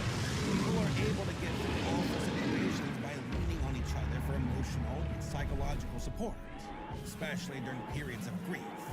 Both Connor and McLear have been forcing themselves into isolation, but they're worse off for it and struggling with their mental health. Their immediate family want to help them, but don't know how to do it in a healthy way by reaching out for help themselves and reconnecting to their own families. Connor and McLear both learn to express themselves openly and understand that it's okay to need help from others. Saoirse represents acceptance, along with her mother Brona. Saoirse does not understand the extent of the bond Ben and Connor had with their mother, but Saoirse loves and cares about her family deeply. At first, Ben is too hard on her because he misses Brona and does not have enough context to understand what actually happened. Connor dotes on Saoirse and is overly protective of her because she's a constant reminder of the love he once had with Brona, but Connor ends up neglecting Ben in the process. Saoirse understands that she's a half-Selkie and easily accepts it as part of her identity. However, she struggles to find her voice and ultimately has to sing by the end of the film to save the fairy folk. This represents her acceptance of how things in the past can change. She can choose for herself how to deal with the emotional baggage that comes with it. She chooses to stay with Ben and Connor, letting go of her Selkie powers to stay with them instead and learn to enjoy life again. Acceptance does not mean that you're okay with how things have ended up. It's more that you recognize what you can control and what you cannot control about a situation.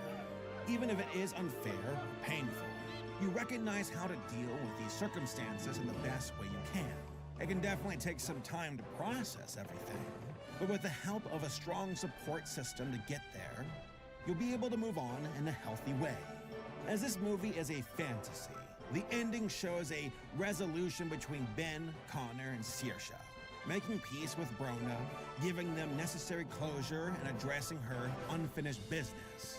One way or another, Brona had to return to the sea to give birth to Saoirse, as a clear metaphor for her dying in childbirth. She can't return to the human world with them, but they get one last chance to talk with her and say their goodbyes properly. It is an incredibly sweet and wonderful moment that always manages to make me cry. Like, if you don't cry during this movie, you might already be made of stone. During development, the creative team wanted to make Song of the Sea as their version of My Neighbor Totoro, a cute and accessible film for families with a message that young kids would understand, but still manage to be heartfelt and engaging for adults. It's a difficult tightrope to walk. I really appreciate how they include so much reverence to nature and an approachable story using Irish folklore. Setting the film in the late 1980s was a very deliberate choice by the filmmakers for that reason. As quoted in the Song of the Sea art book, director and producer Tom Moore states, quote, "I remember that Halloween of 1987 as a transition period for Ireland. In 1990, when Ireland entered the economic boom everyone called the Celtic Tiger, a self-consciousness came in. Instead of being a genuine part of our everyday life, Those stories, songs, and traditions became fossils and turned into things for toys.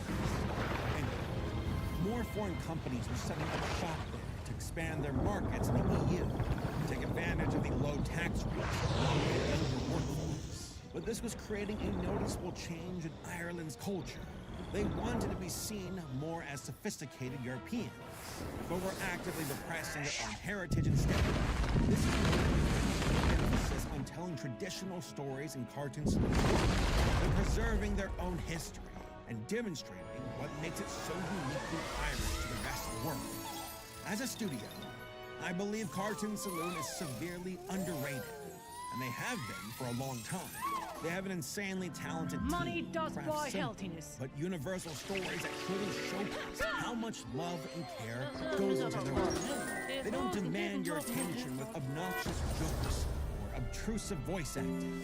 They earn your attention by creating a gorgeously animated world with wonderful music and lovable characters that stay with you long after the movie is over. In an age where automation destroys passion and cutting budgets equal cutting corners, I am so impressed at their dedication to creating smart, challenging media for everyone. Now, I've heard people compare them quite a bit to Studio Ghibli, especially due to their ecological themes and emphasis on folklore. And I think that's a very fair comparison to make. If you've never seen one of their films or TV shows, you are seriously missing out. I really hope you'll give them a shot. They deserve it. The artists and storytellers at Cartoon Saloon really are that talented and masterful at their craft. They are the indie studio that could. A homegrown company that still makes the majority of their work as hand-drawn 2D films and TV series. Especially outside of Japan, that is a true rarity in the Western animation field these days.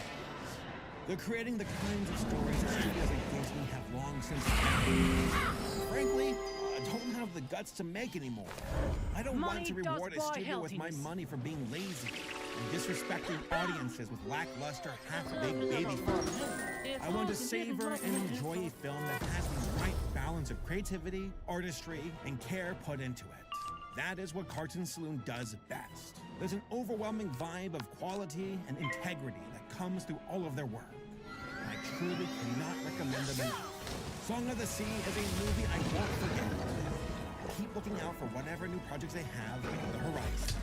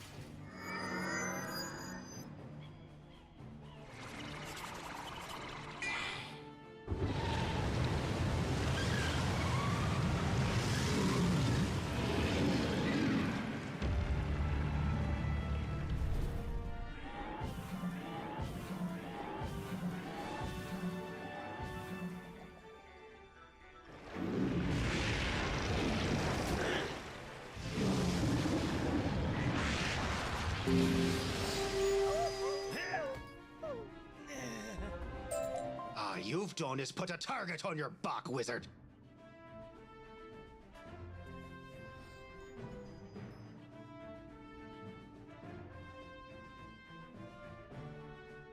If the rumors are true, we won't be the only ones looking to settle a score. Watch your back, kid. Everyone's out to get you.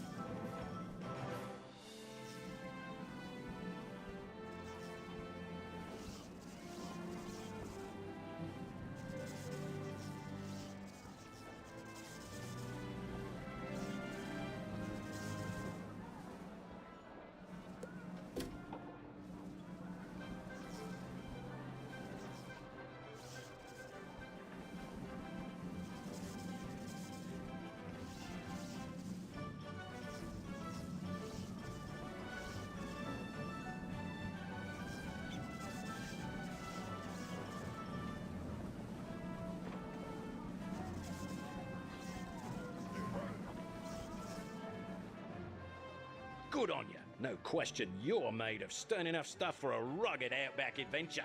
Thanks to you, we have the supplies we need. Let's head to my base camp and get ourselves organized. My base camp is just through that alley over there. I know it looks a little dark and sinister, but it's fine, no drama. Fair dinkum.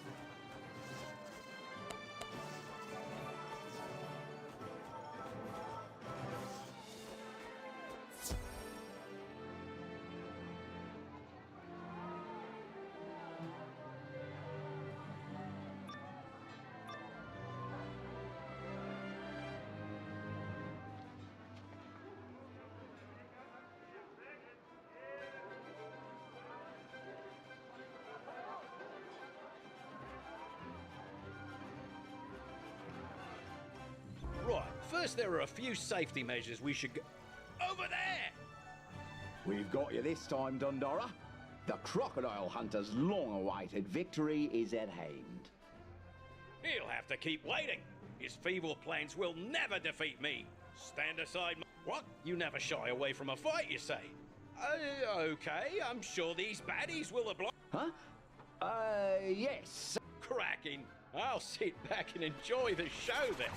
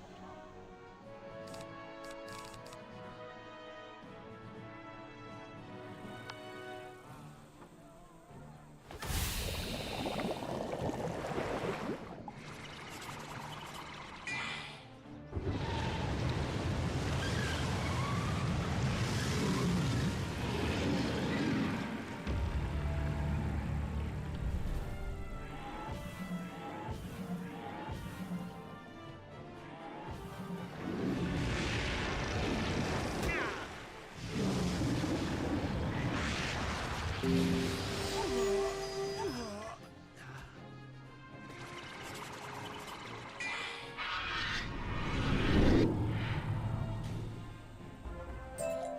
wizard is, taking this very seriously. Run! Live to fight another day! Great work. Let's get out of here before they have a chance to regroup.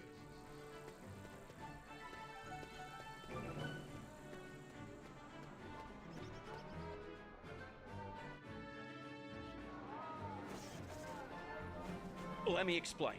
Those bushwhackers were sent by my nemesis, the Crocodile Hunter.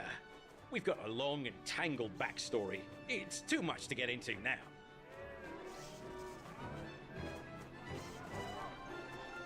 Should have warned you earlier I had an old foe skulking about. But whatever the Croc Hunter throws our way, I'm sure we'll be up to the challenge. Can't risk going to base camp now, but I can still get you to the outback. Is there anything else you need before we go? You have a friend waiting for you at the gate. Let's find him.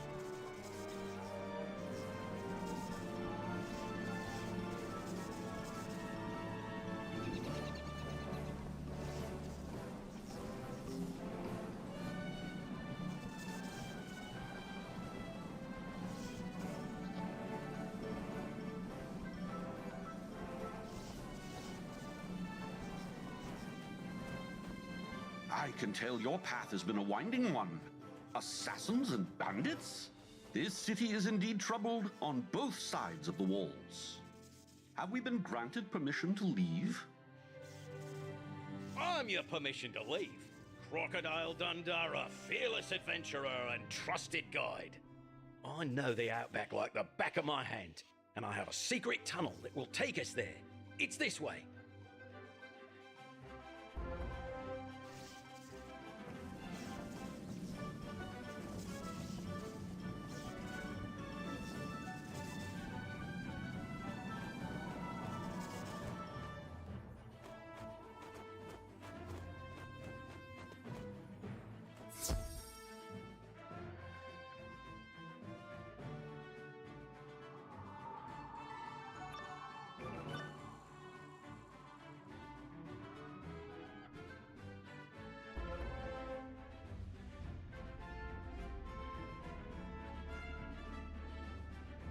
Keep your wits about you. Goannas are icky, but they can be fierce. You want to handle this, or should I?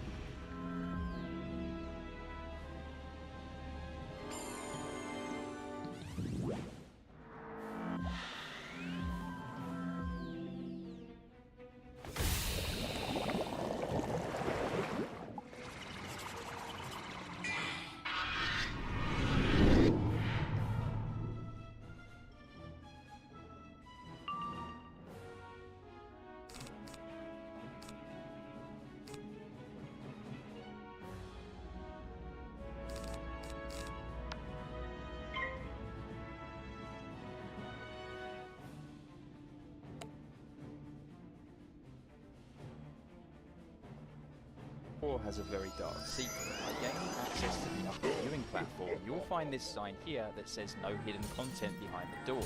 However, the door has no collision.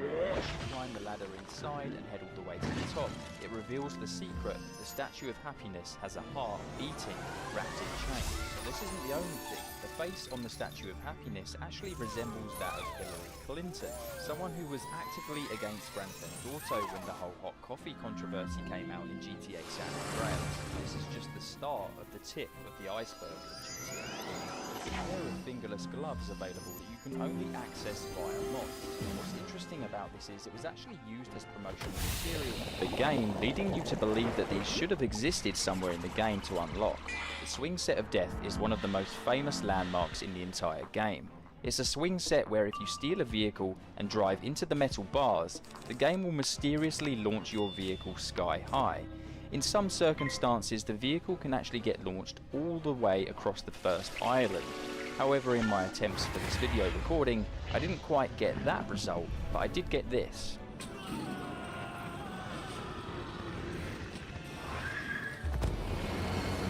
There's a lot of hints for GTA 5 result, but I did get this.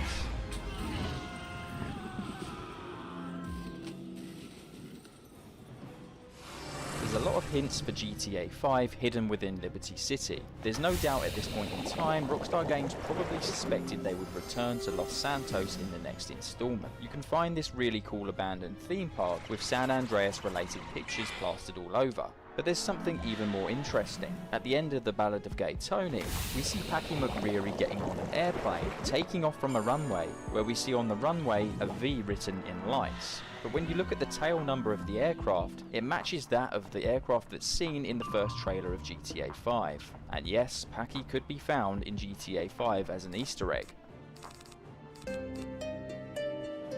It's time we go below the surface and try and explore some of the less known things. There's a secret website hidden in the internet cafe called Little Lacey Surprise Pageant.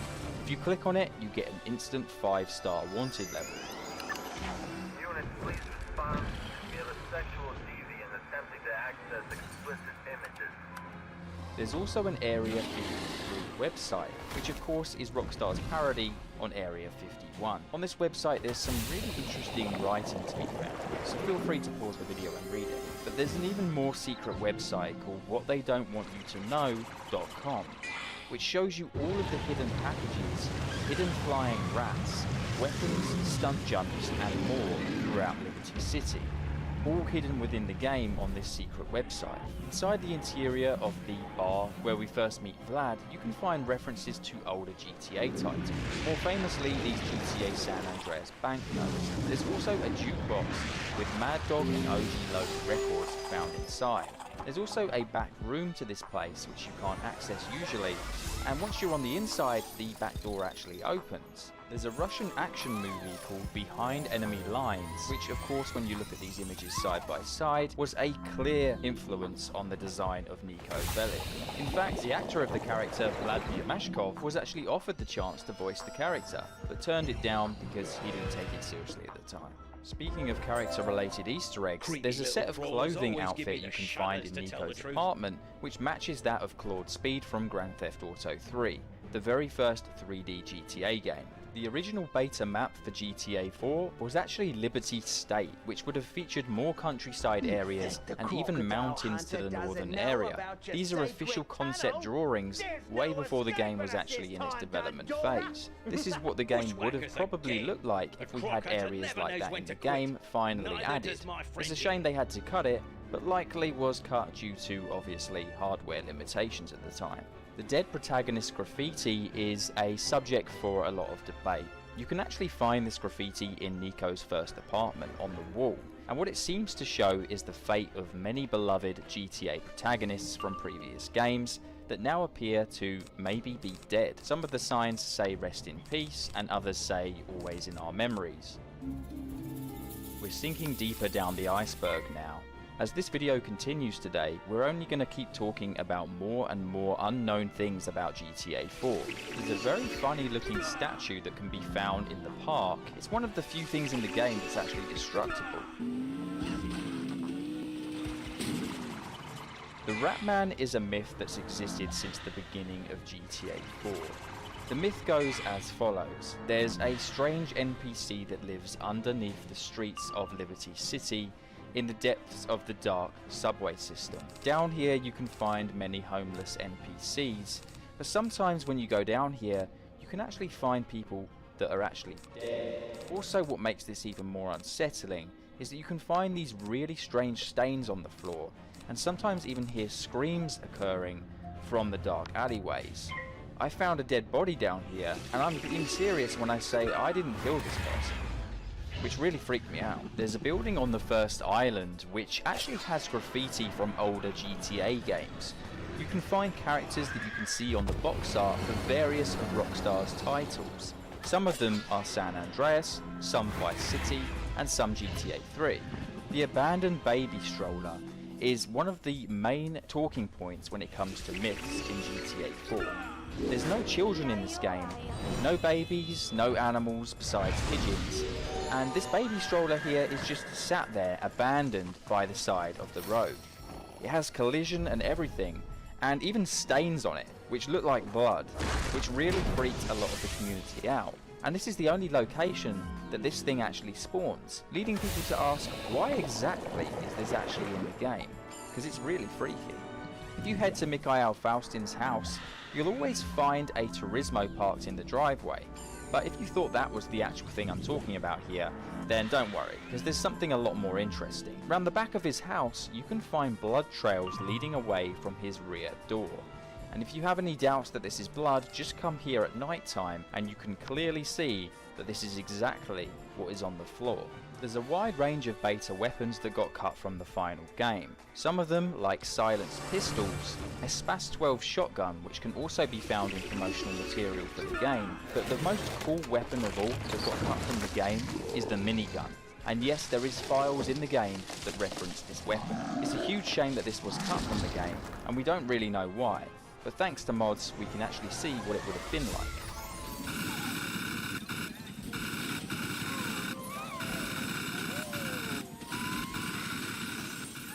Nico actually has some very dark secrets. As we all know probably by now, he fought in the war. But he also mentions about how he smuggled people and sold people. But not only that, there's also many theories that Nico was involved in a variety of war crimes. And some cutscenes give you a hint that that was something he was involved with. The war came, I did bad things. And after the war, I told nothing. Gave people, smuggled, sold.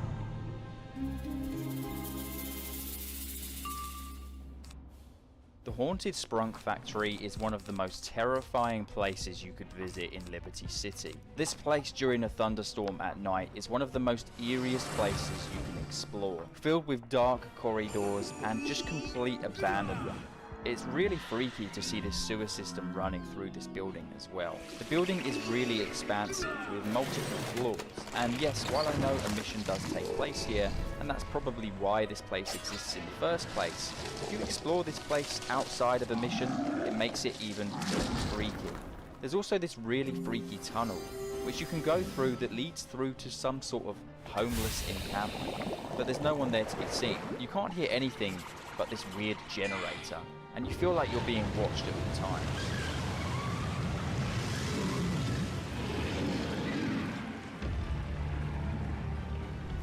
If you go to a Cluckin' Bell restaurant and go behind the counter, you can actually see a cash register which has a secret button on it that says Ask CJ.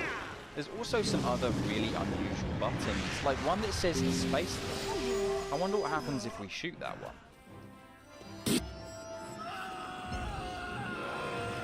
Raven Vamp 11, also known as Octavia, is a vampire in GTA 4. She's a member of MyRoomOnline.net and can be seen on the 5th profile.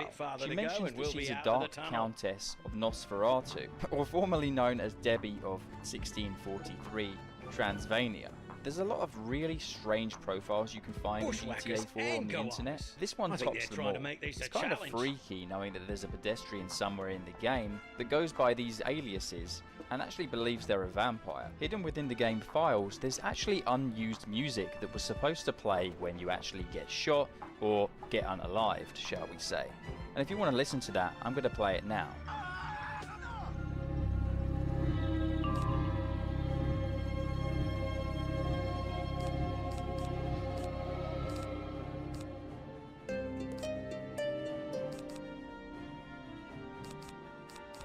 By finding an ice cream truck and activating the horn, or the, shall we say, siren of sorts, will activate sometimes the GTA 4 theme tune. If you ring the number 948-555-0100, after doing that you'll get a text message that then tells you you've found the GTA 4 theme tune and get a full body of armor. The museum is home to one of the greatest GTA 4 myths of all time. The long, dark hallways of this museum are really spooky, considering you can't access this place besides a mission or using mods. Now, many players have said that they've heard screaming coming from the inside of this museum, and also that they've seen a figure walking around who then disappears. I was trying to explore this place, and I did find some who then from the inside of this museum, and also that they've seen a figure walking around who then disappears. I was trying to explore this place, and I did find some I saw in this clip right here. Was this a ghost, or was this just a glitch? I want you to watch this. I think I saw very unusual glitches occurring with some NPCs in the game. What do you think I saw in this clip right here? Was this a ghost, or was this just a glitch? I want you to watch this and let me know what you think down in the comment section below.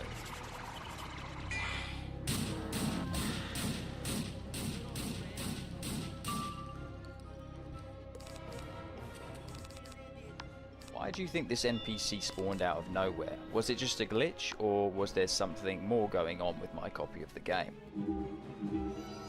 GTA 4 was actually supposed to feature aircraft, but Rockstar Games decided to cut them from the game because they were way too quick to get around the map, and of course they had to cut the map size, as we discussed earlier on. That being said, if you were to delve into the files, you will actually find a reference to several aircraft that featured in San Andreas, and a fighter jet that was supposed to be added to GTA 4 as well. There are a set of extremely rare NPCs that you've probably never seen in the game, such as the maintenance man, the mailman, or even the guy climbing the telegraph pole. Thousands of players have never seen these because they only spawn at specific times of day and at specific areas on the map. Speaking of things that we never actually got to see, did you also know that GTA 4 was supposed to feature animals like seagulls, as you can see from this trailer right here? But of course the only animals that made it into the final game were the flying pigeons. Many players over the years have claimed that they've seen sharks in the waters of Liberty City. Now, of course, this wouldn't be the first time that Rockstar Games have added sharks to their games. GTA Vice City and GTA 5 are two titles absolutely confirmed to have them, but there's many myths over the years, such as Bigfoot and sharks in GTA San Andreas. But is there sharks in GTA 4? Well, there's no animals whatsoever in the game, but that didn't stop players from claiming that when they went swimming out in the ocean, or were in a boat, they sometimes saw fins coming out of the water, or were mysteriously attacked and killed while swimming. There's a theory out there that Playboy X works for the FIB, and one of these theories can be confirmed while during a mission when Playboy is holding a pair of binoculars. When you look closely at this pair of binoculars, it actually says FIB on them. Now, is Playboy X actually an undercover agent or a CIA operative or something similar? I guess we'll never know. Well, let me know down below. Similar to sharks, we're going to touch on the topic of alligators and crocodiles. Now, you may be thinking this is just a complete joke, right? Well, there's actually more weight to this theory than there was for the sharks, because there's actually a post on the internet of GTA 4 where you can find a news article where someone has lost their crocodile, and it's somewhere within Liberty City. Now, this made loads of players go absolutely crazy, coming up with theories and myths that you could find alligators and crocodiles within the sewers of Liberty City. M_train_01 may sound like a load of gibberish to you, and let's be honest, it pretty much is. But this is the actual texture model name for an NPC train driver that exists within the game but is never used anywhere. But that didn't stop players from coming up with wild theories as to why this train driver wasn't added to the final game. If you want to see an iceberg video on any other GTA titles, subscribe and let me know down below. The only way I'm going to make them is if I get enough comments asking me to do so. So make sure you guys let me know how much you enjoyed Legend today's says episode. buried somewhere in Kingsland are the bones of a forgotten king who tried to tame the land. But the land refused, and instead the king succumbed to the elements, never to be seen again. Spooky. So it'd be wise to start our adventure with some spiritual counsel. Are you going to meet with the ancient thought leaders of the Drovers? They will indeed help in our quest to reach the dreaming. Oh, sure. I have a kangaroo we can meet. Just follow me.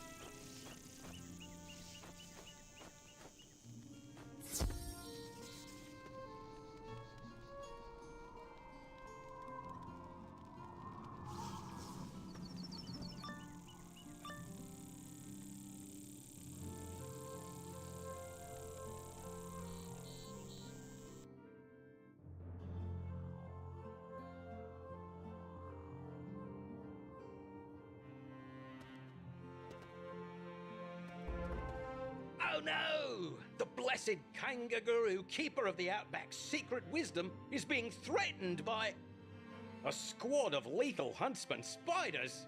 Wait, what? We have come from the fallen Arachna Empire to serve the Great Prince. The wizard is wanted on Novus. You will return or be devoured.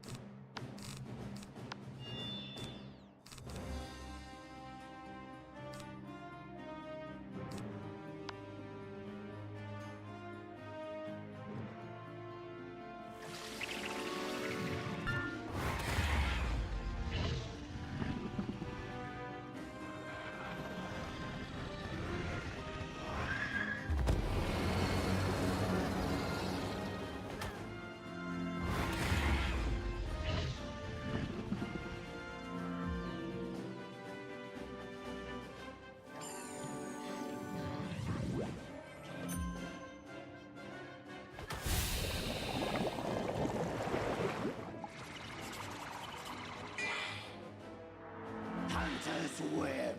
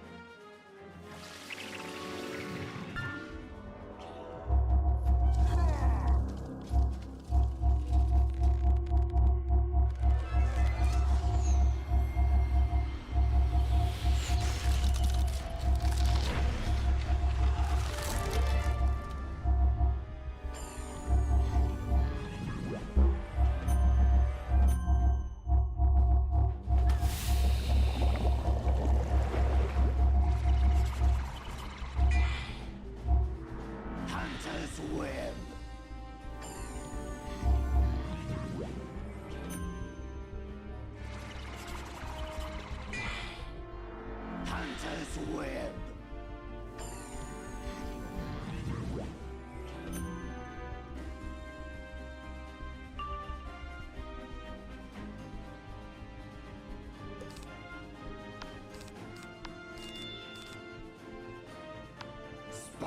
Spiders of the multiverse.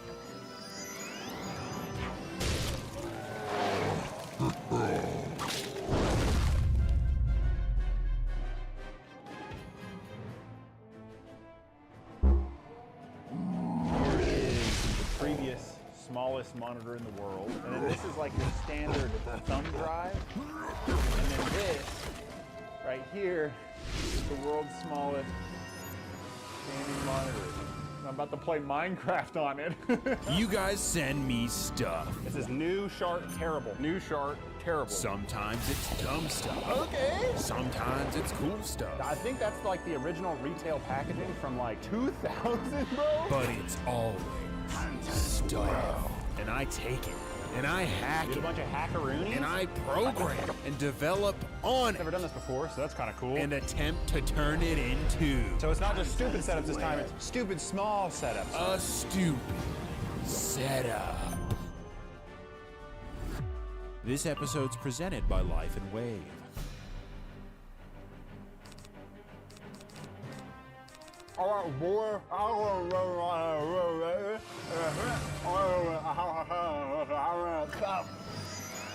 Camera angles I have. Anyway, this one here just says, this is new shark terrible. New shark terrible. We'll start with that one. I've been waiting. I've been dying to open this one. The shark candle. The candle daddy shark. I think they thought I was gonna light it. I'm not lighting it, bro. I'm not lighting it. I'm gonna set it right there, and I'm not lighting it unless maybe if you subscribe. I'm gonna regret this, bro. I didn't catch the name of who sent that, but if I see you anywhere, the HDMI plugs into is fitting. Oh.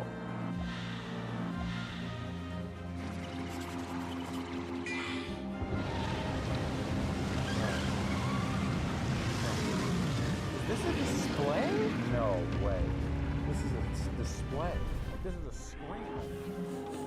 Oh, why does it smell so? Oh, that's gross. It actually smells wet. It smells like a wet fart, dude. All right, before we start setting the call up, we'll do a stupid set.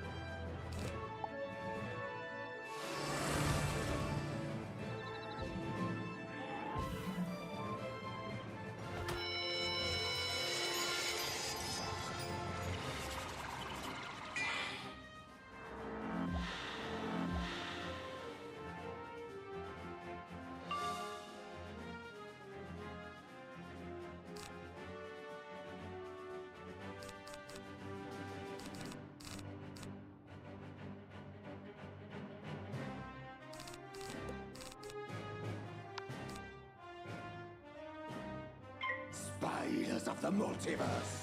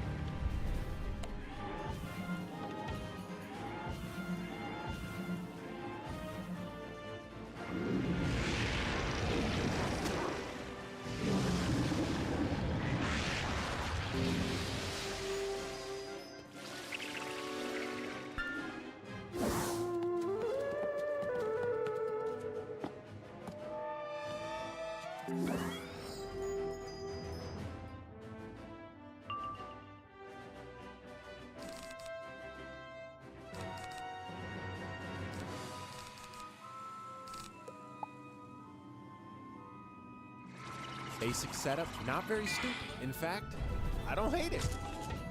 Which means it's not stupid. We're gonna make it stupid. We plug this in instead of keyboard. Second setup with a little bit of fancy programming. Nice. I got this piano keyboard MIDI device to type for me. Yeah. This a little dumber, but needs to be smaller by reducing the screen size. Third setup, slightly smaller, slightly dumber. Makes it even dumber and smaller. But the progress wasn't quite quick enough for my short sprain, so I bet I could make it a little bit dumber with this thing. And it is, in fact, super dumb stupid. So I don't have to go searching for drivers. This thing is a barcode scanner that you have to do manually. Dongle? And if there's a website associated with the product, CD-ROM reader, it'll pull up that website. Get my dongle and dongle into this mouse. And I kid you not, the custom-designed installation software that fired right up. This is for real. It's installing drivers from 1995 off this disk drive. Was the most in-depth, deliberately designed installer I have ever seen in my life. No way, bro. Most unique, exciting, and innovative software installation you have ever experienced. It literally made you read their terms of service. It forced you to. Literally makes you read the entire EULA. The gall, the nerve. To make you just sit there and actually thoroughly I can't take it. Read a usage agreement. Well, that is taking a long time. The dude's pretending like it's still 1995. As if in 1995, someone's now empty nester parents who recently, without skipping, watched a movie where the credits were at the beginning. 1995 was crazy. Sat there, read these words, and in no hurry at all, prepared themselves to scan a barcode on their Windows 4.0 machine, jaw agape.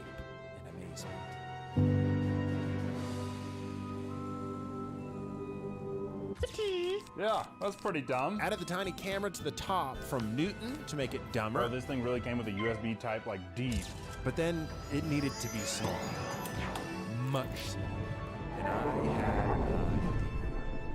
This little tiny display is 640 pixels by 480 pixels, and it has optics attached for like a VR headset that makes the image about a half-inch diagonal. This has got to be so fragile.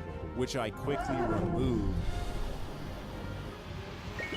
to make it 0.23 inches diagonally, or less than 6 millimeters. That's like a screen. That's a monitor right there. Smaller than the tip of my finger. Bro, what? Isn't it working? No freaking way. On the tiny mini computer from earlier, all right, we got her showing up there. I got what is essentially a Minecraft knockoff to run. Average Linux user opening a browser. Installing Minecraft is requiring hackeroony. But it would crash as soon as you did any form of input. Come on, do it. Do it. So after coding and adding in so many different like low-res potato variables and days of wearing the same shirt, bro, I got it to run at approximately 15 FPS. And these little Bluetooth Joy-Con things just worked perfectly. So with various dongles and assembly methods, I got all the little tiny bits and pieces put together to form the world's smallest Steam Deck. It's a version of Linux, so it's a Steam Deck. Fight me.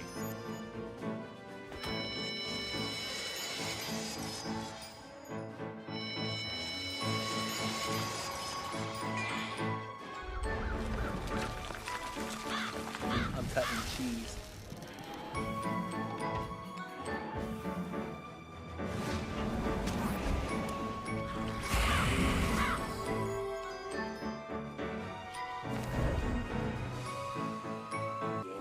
Gamer setup. On the board, I glued my little arrow. Just a normal day. Got a little meat snack. Got a phone in case I need to text my homies. I got my chair and my Steam Deck right there. My Steam Deck.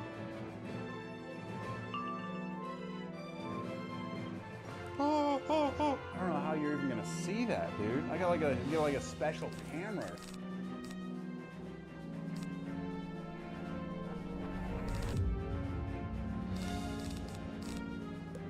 Spiders of the multiverse. That's my screen. All right, now we gotta play a little Minecraft on it.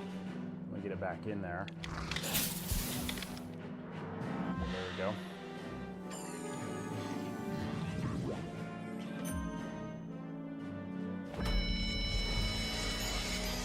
Oh yeah, there we go. Easy peasy. Over in there.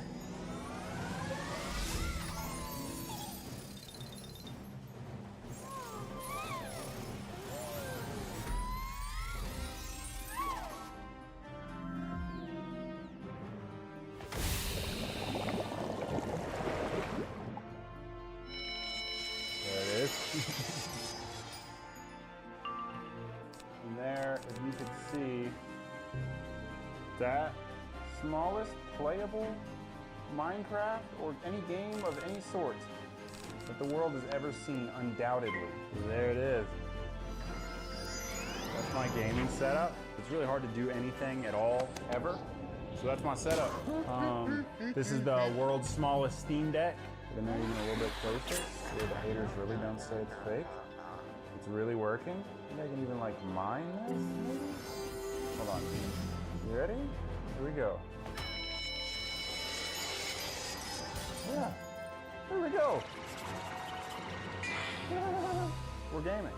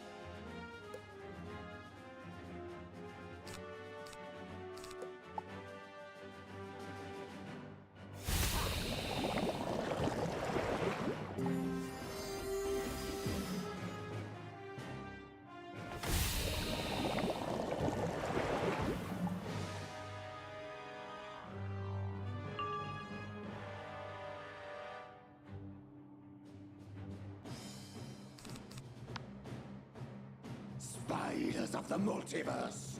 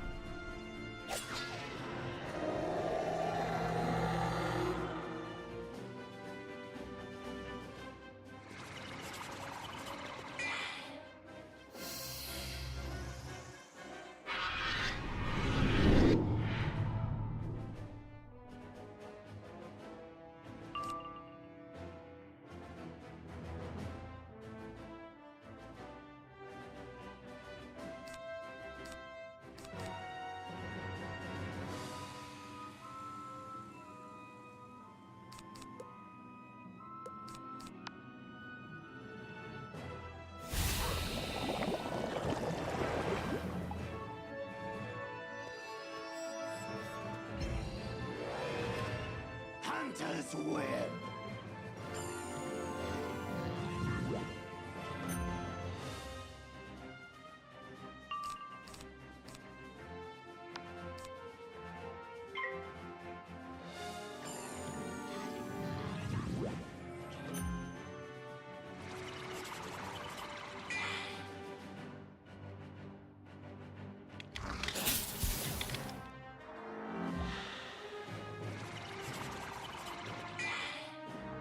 Hunter's Web.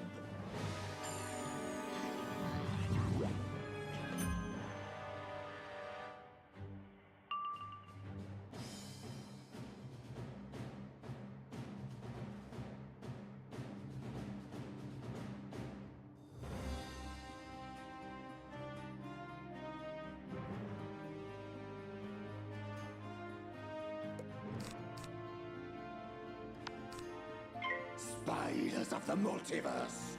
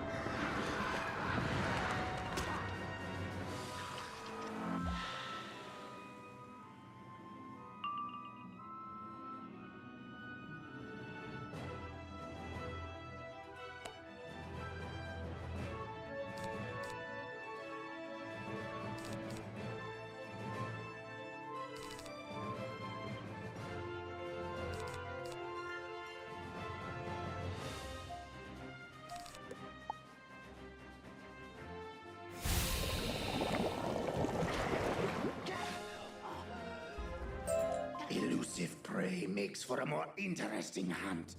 Others will follow. You will be ensnared.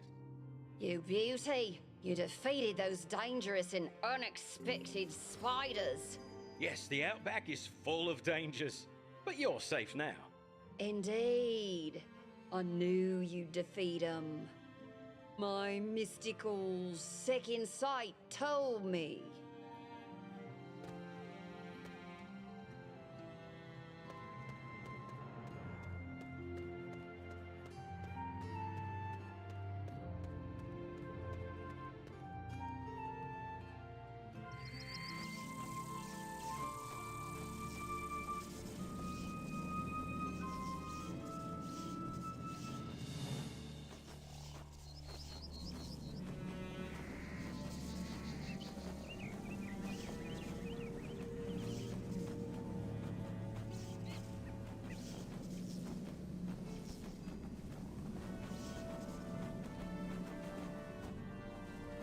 I am so grateful your path led you here in my darkest hour.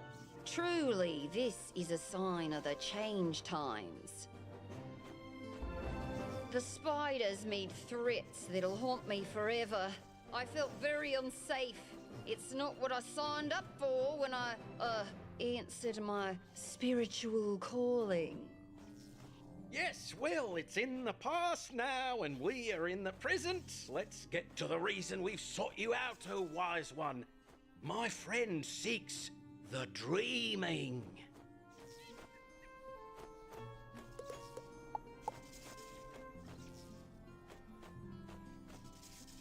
Right, of course. Many seek the dreaming. It clarifies your goals and brings your hopes into being. It is profound inspiration in the purest form. The dream waters are difficult to find. My sacred divining rods could lead the way, but they were stolen by the bushwhackers that roam these lands. Now that sounds like an adventure, eh, mate? I know you can do it. The hero always gets the adventure they're ready for. Go find those divining rods.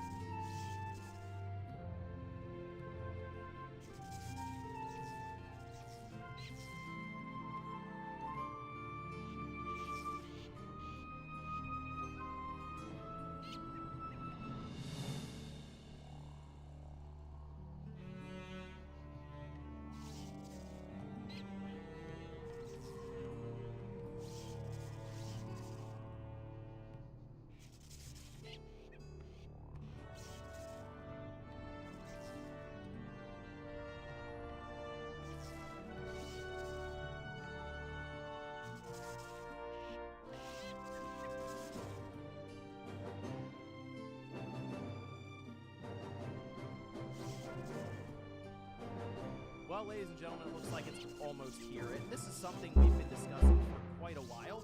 However, there was a bit of a leak that happened this week that kind of had people recoil, even though it was sort of already out there between the Microsoft FTC situation and a new Xbox console coming up.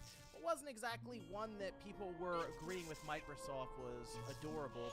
And now I'm also seeing some calls, of course, for handheld systems from Sony and Microsoft. A lot of excitement there, but it also makes me think a bit about what people are going to be getting from these devices that maybe they aren't as excited about. And I wanted to go over all of that here today, which, yes, does include the all-digital future. So if you guys enjoyed this video, make sure you hit the like button and subscribe if you're new. Now, if you missed this, the Xbox Series X all-digital did leak out through some images, and it appears that many different outlets kind of came through and just started corroborating this, which this is over on Xbuter. It's really funny because the images are just terrible quality. It kind of works out because for any kind of identifiers on it, you really can't see, although I can't imagine there are many places that have one of these, so if Microsoft wants to, and I'm sure they are, probably tracking down exactly where the source is for this. But yes, the thing that people noticed is, wow,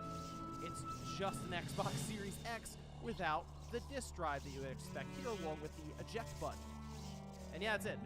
It really is just that simple. And it does remind me of the Xbox One S all digital. If you remember, that was kind of dubbed the Xbox One SAD edition. And I did a teardown here on it. When I opened it up, it was just the same system with the disk drive removed. In fact, it was just hollow inside. Like they basically put it together and just took the disk drive out, and that was kind of it. It didn't feel like they were really pushing it to where they decided to redesign the entire system and make it even smaller, because the disk drive is a very large footprint on the console. More or less them going, okay, can we test the market here and see how this does?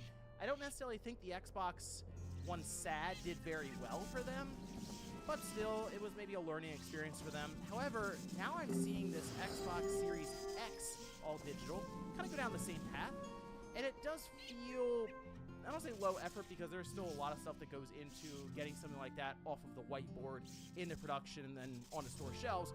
It just doesn't feel like the effort that they kind of drew up with that Xbox Brooklyn leak, remember, from the FTC, where it looked like an Amazon Alexa, but they went over all these different things that were happening with it, whether it's upgraded Wi-Fi, obviously a whole new design that they called adorably all digital, but it just seemed like there was a lot more that went into that as opposed to what we're seeing with this Xbox Series X digital leak.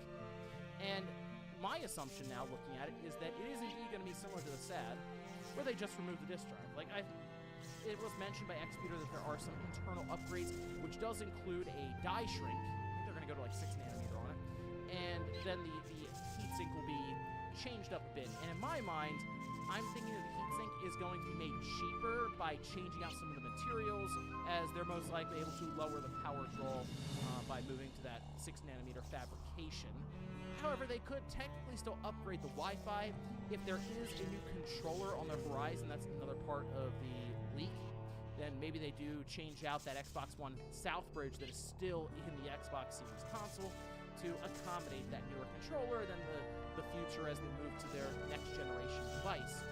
But I'm looking at this system as a way for Microsoft to start moving even further towards that digital split, as I do believe they are bordering on, I'm not even kidding, 90% digital on their platform. In fact, I think Microsoft is leading the way when it comes to the 3 console manufacturers when it comes to the digital audience, and a lot of that has to do, of course, with the Game Pass and then pushing people more towards the subscription-based side, but also, really, it just seems like Microsoft, as a software company, would even prefer people to move in that direction, especially after Phil Spencer even mentioned just getting these Blu-ray drives manufactured is becoming more and more difficult because you don't have as many companies making them as you did maybe when the Xbox One and the PS4 first came out.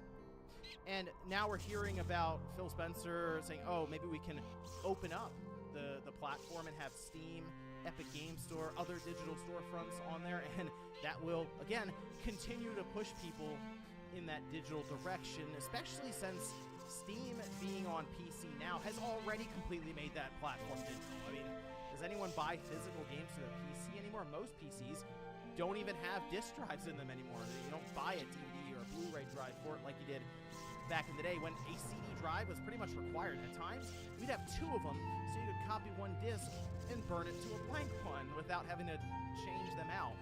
But still, that just seems to be the direction that Xbox is going in, and I do think this Xbox Series X all-digital system that most likely is releasing over the summer is going to be a way for them to kind of start that process up, as in making it fully digital, going into holiday 2026, which is when we're all kind of anticipating them to start their next generation platform. Which does bring us to the handheld discussion, because I do think Microsoft and Sony are both working on handhelds, which is an exciting proposition. The idea of having Sony come up with some most likely sleek, elegant-looking design like they tend to do with most recently the Vita, which, by the way, has aged beautifully. If you pick that thing up, you wouldn't know that it came out more than a decade ago. It is wild stuff still. But having them, of course, throw their hat in the ring, more competition with the handheld space, I think is awesome to see. And then Microsoft most likely bringing their innovation to it when it comes to the software and ecosystem part, because we do have the save games going between multiple platforms already with Microsoft. Starfield, I actually went from the Xbox to my PC to the ROG Ally, back to the Xbox, and for the most part, minus a couple of small hiccups, my save went everywhere with me, and that was a really cool experience to have. But it still felt a little messy with Windows on a handheld, and I think if Microsoft can come to the table with a more refined setup for the handheld experience, one that obviously they can link their hardware and their software, their OS, together at launch, I think would be awesome, and I would be on board really with any of these console manufacturers making a handheld to go alongside of most likely their high-end box that would still go under your TV. I think that is still something they, of course, will be doing with next generation for both Sony and Microsoft, but I also believe the handheld market is set to explode even further. We have Asus in there, Lenovo, obviously Valve with the Steam Deck, MSI jumping in. It just seems like an exploding market that, if you look at it, Nintendo kind of kicked off, set things into motion with the mainstream back in 2017 with the hybrid model that they introduced with the Switch. That while we have had, of course, things that can dock, technically do video out, it really, Nintendo showed up with a pretty good solution with the dock. You just kind of drop the system on and it's immediately onto the TV. And it just made the mainstream realize, okay, cool, this is very convenient. And maybe that's what people want more than anything right now, is convenience over just more graphical fidelity. I'm wondering if we're at that point right now to where visuals in general for most people, the mainstream, even enthusiasts, it's just really good. It's hard to be like, okay, where do we go from here exactly? Do we get to a point where, okay, now individual strands of hair is completely rendered, physics, everything. Will that add that much to some of these games? I don't think so, and I feel like most people are looking around going, okay, the budgets keep going up, these games are taking longer and longer to make.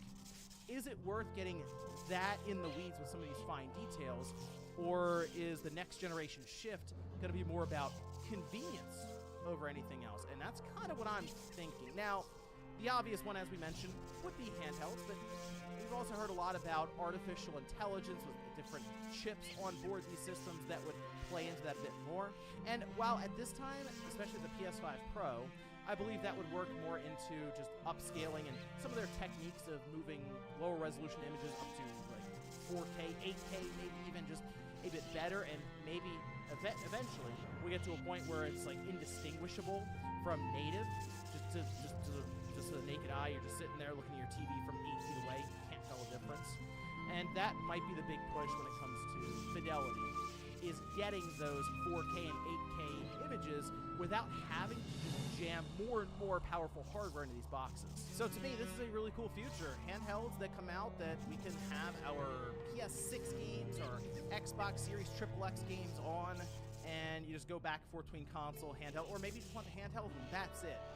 It's way better than what we had back in the day with the Game Boy and Game Boy Advance, and you had a completely different version of the game on your handheld as opposed to what people got on their home consoles. But I did put out a tweet, and yes, sometimes I'll tweet already knowing the answer, and I just want to kind of lead people to that realization. I asked, what would be the strategy for these manufacturers when it comes to cost-effective storage medium to ship physical games on for these handhelds? Because, I mean, we're still going to have physical games with some of these manufacturers, like Sony, right? They're going to stick around with it for next gen. Well, my thinking here is, if we really want handhelds, we also have to be like, okay, are we willing to accept that we are going to move all digital then?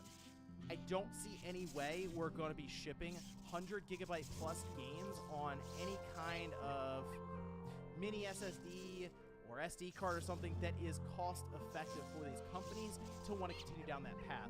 And we already see examples of that now with the Switch, and that's them being allergic to 32 gigabyte cards. They'd rather just have you download a chunk of it and ship it on an 8 gigabyte, even 4 gigabyte card now. There have been some games that have skipped the Switch just because of the storage solution right now being fairly expensive from a manufacturer's side. You have to realize Blu-rays, $1, $2 maybe. It's not as expensive as when you start hearing several dollars for a 16 gigabyte cartridge, and you have to start thinking if it's worth shipping. See, I'm also wondering how Sony and Microsoft would even make that work. If you bought a Blu-ray for a new game coming up, how would that then work for your handheld?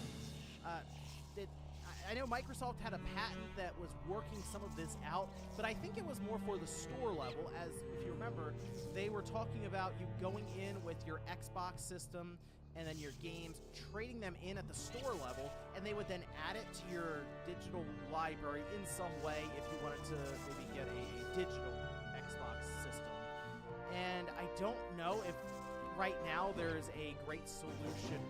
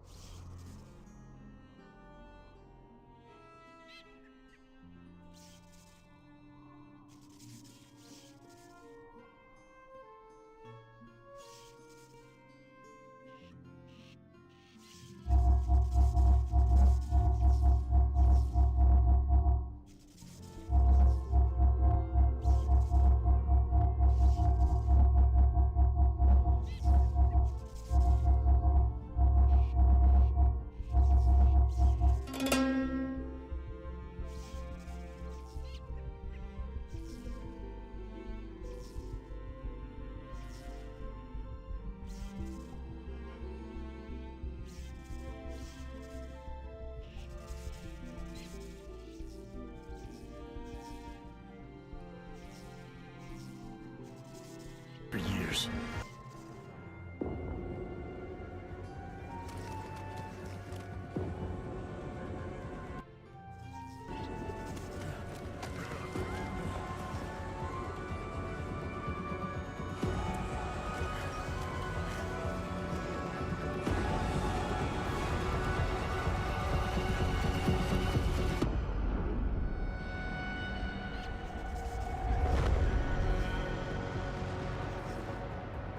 We are human beings. Each and every one of us. This must not go on. This injustice must end. An increase in the number of terrorist attacks highlights the danger posed by augmented citizens. I once thought I could save the world.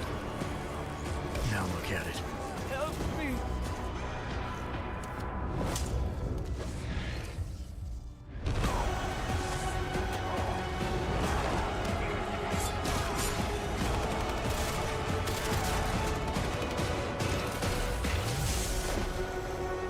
Sometimes, you just have to let go and embrace what you've become.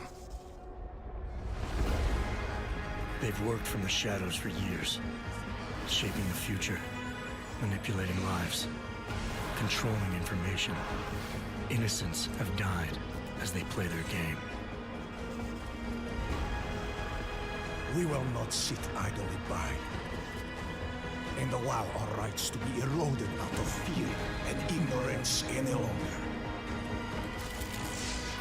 We will not be herded into ghettos and treated as outcasts. We will stop at nothing. The world is different now.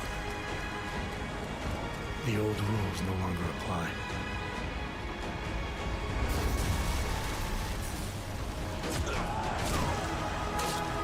So much pain.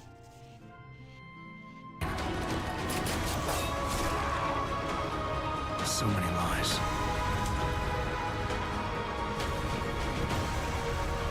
Their darkness must end.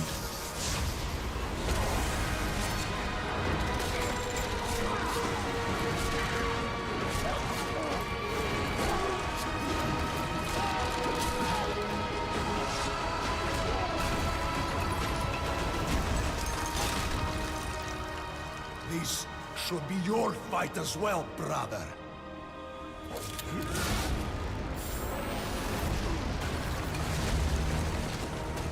The promise of a golden age is over.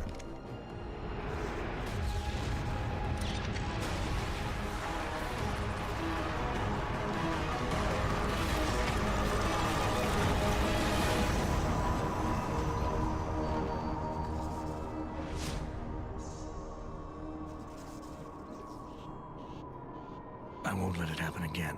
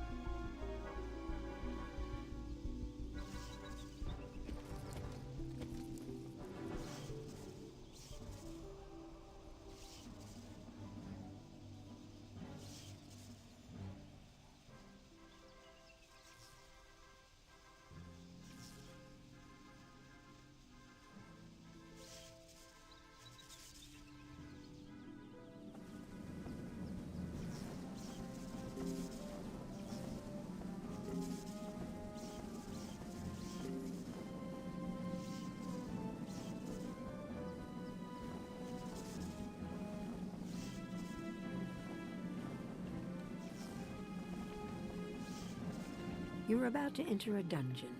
If you lock...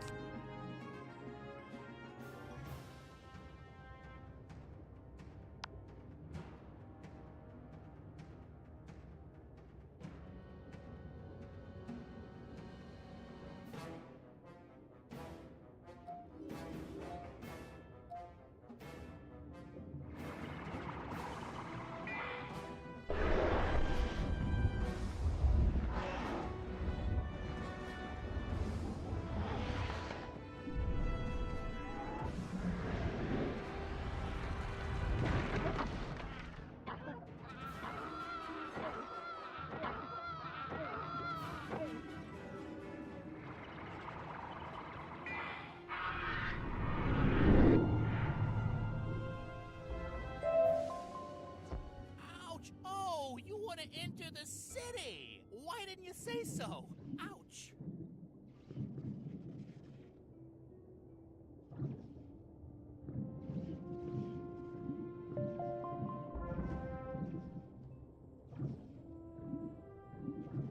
I salute you.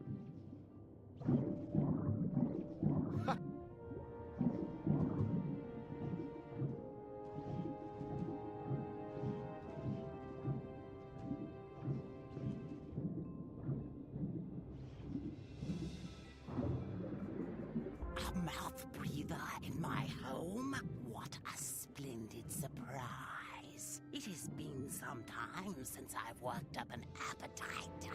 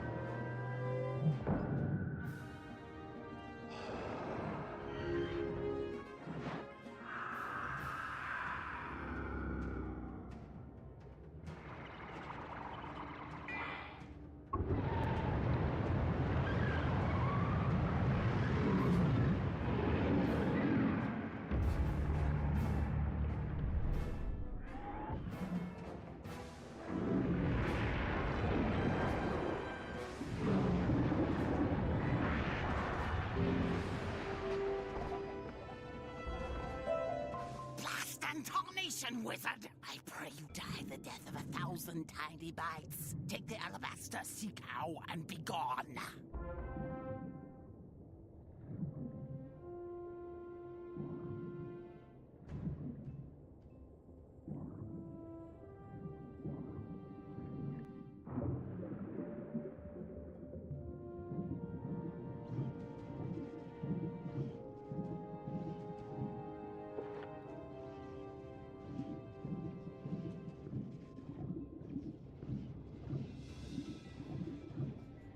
Swift and sure, Wizard. Well done.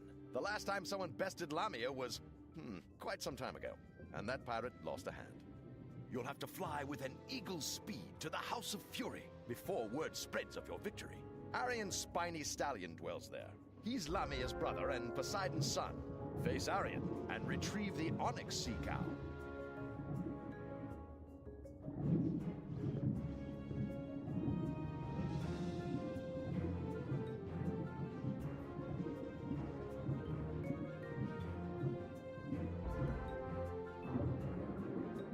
How splendid, eh? Or are you the sneak thief and barbarian who threatened my poor sister and stole her alabaster sea cow? I thought as much.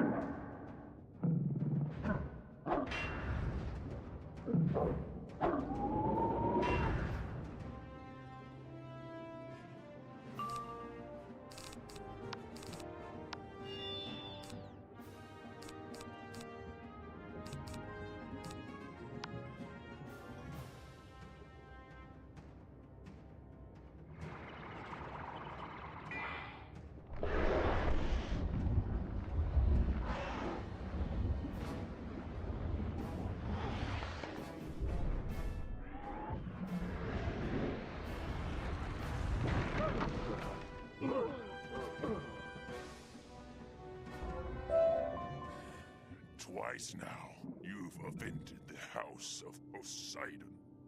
The Onyx Sea Cow is yours, but it will do you little good. You'll never get past the sirens!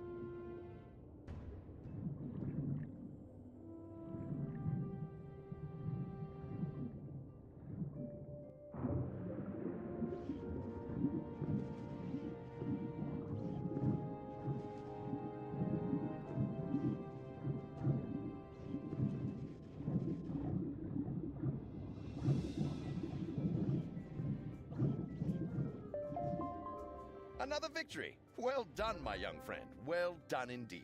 You have done so well at upending the plans of the Immortals that I have little pause for your next challenge. Go to the Hall of the Contriver. Achelos is a terrible creature who lives for pain and torment, but he was not always that way. An immortal put a curse on him for pride and vanity. If you defeat him in battle, you can break the spell.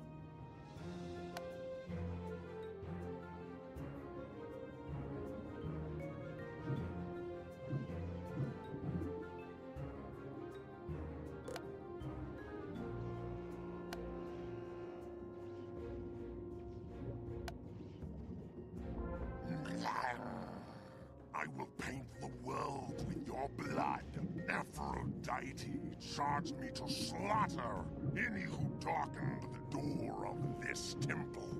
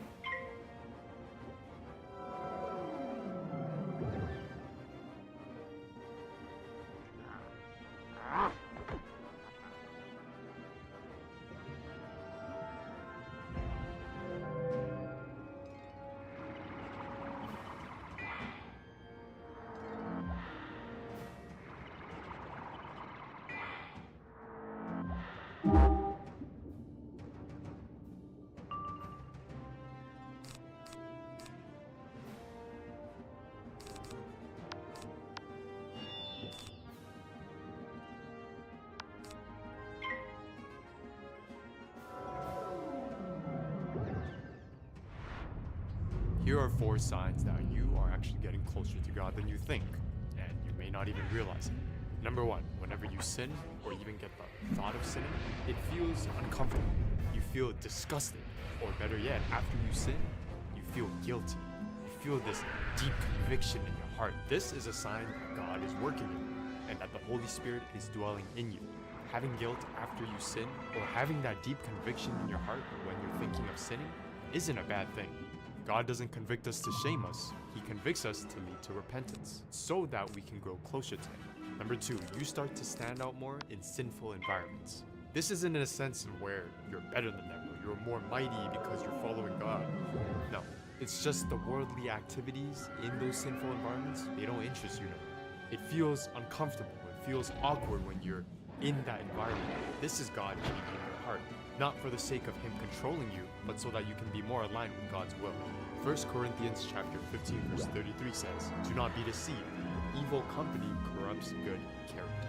Now the third sign that you're getting closer to God than you think, and this one's a personal one, when your conversations with a lot of people begin to get dry, begin to have no substance to them. And when I say a lot of people, that could mean your closest friends as well. You start to realize as you're getting closer to God, as your character and your heart is aligning with the will of God, you realize you don't have much in common with people. Again, not to say you're better than them. It's just you guys are headed in a different path. Your desires are different, your heart is in a different place. And you find that the conversations you have with a lot of people are worldly. God calls us to walk in spirit, not in flesh. And to walk in spirit means we turn away from the worldly things and focus on God and His principles. Romans chapter 12 verse 2, it says, "Do not be conformed to this world, but be transformed by the renewing of your mind." Does this mean that you can't interact with every single person you meet? Does this mean that you have to cut off every single one of your friends because they don't follow Christ? No. Just because we're following God doesn't mean we're perfect. We sin as well. We all fall short of the glory of God. And so God calls us to love one another because we are all brothers and sisters. We're all sons and daughters of God. With that being said, every person you meet, just be kind to them and be open to planting the seed. You don't have to force your beliefs onto other people. You don't have to force your beliefs onto your friends. All you have to do is be the example. Be the person that Christ has called you to be. Be loving, be kind, have self-control. And if they end up asking, "Hey, how do you live your life? How do you feel so unbothered with everything that's going on in the world? That's when you can plant the seed, but don't rush the harvest. Leave the harvest to God. The last sign, number 4, that you're getting closer to God is when you start to feel at peace. What manner no matter of what's thief, going on, pirate, or whether magician are life you is that can going the defy way the you expected it will or of the the way you want it to, immortals? or if there's just so much going on in your life, so much chaos, you still feel at peace. It's unexplainable, and that peace comes from you being so immersed in the present. Deep down, you know that it's all in God's hands. And it's that trust you have deep down in your heart that God is going to take care of you, that God is going to provide for you. You have broken Aphrodite's curse upon me. You wish to challenge Poseidon? To reach him, you will need this.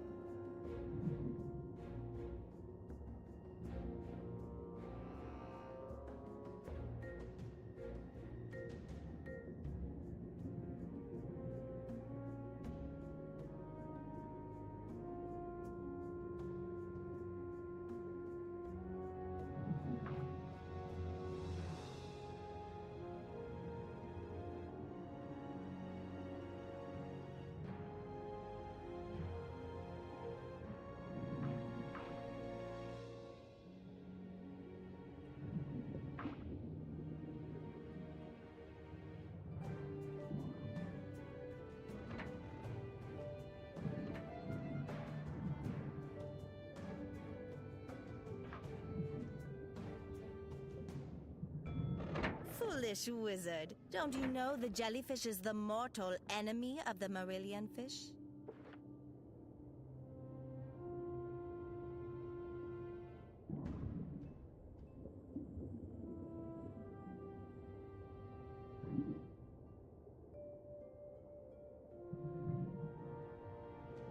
Foolish wizard. Don't you know the jellyfish is the mortal enemy of the Marillion fish?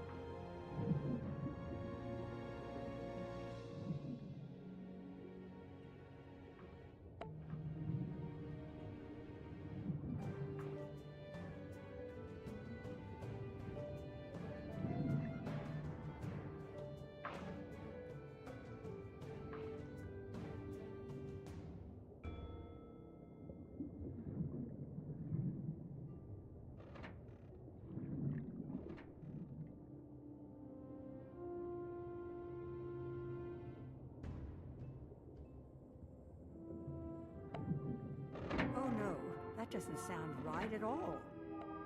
Your song is discordant and full of strife, wizard. Now listen to the final countdown.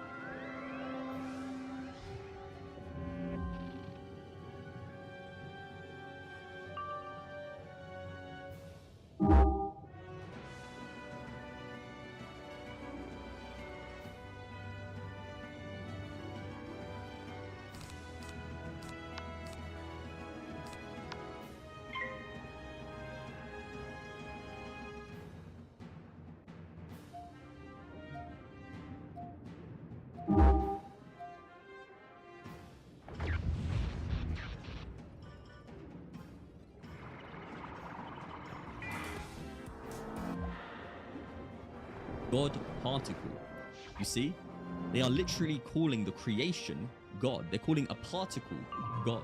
Shalom and blessings, family. Today I have a lot to show you in regards to the solar eclipse that is taking place on April the 8th, but specifically in relation to CERN. Now, briefly before we head into the real meat of this video, I want to show you this article from NASA's website that was posted on January the 30th, 2024 in regards to the eclipse that is taking place on April the 8th.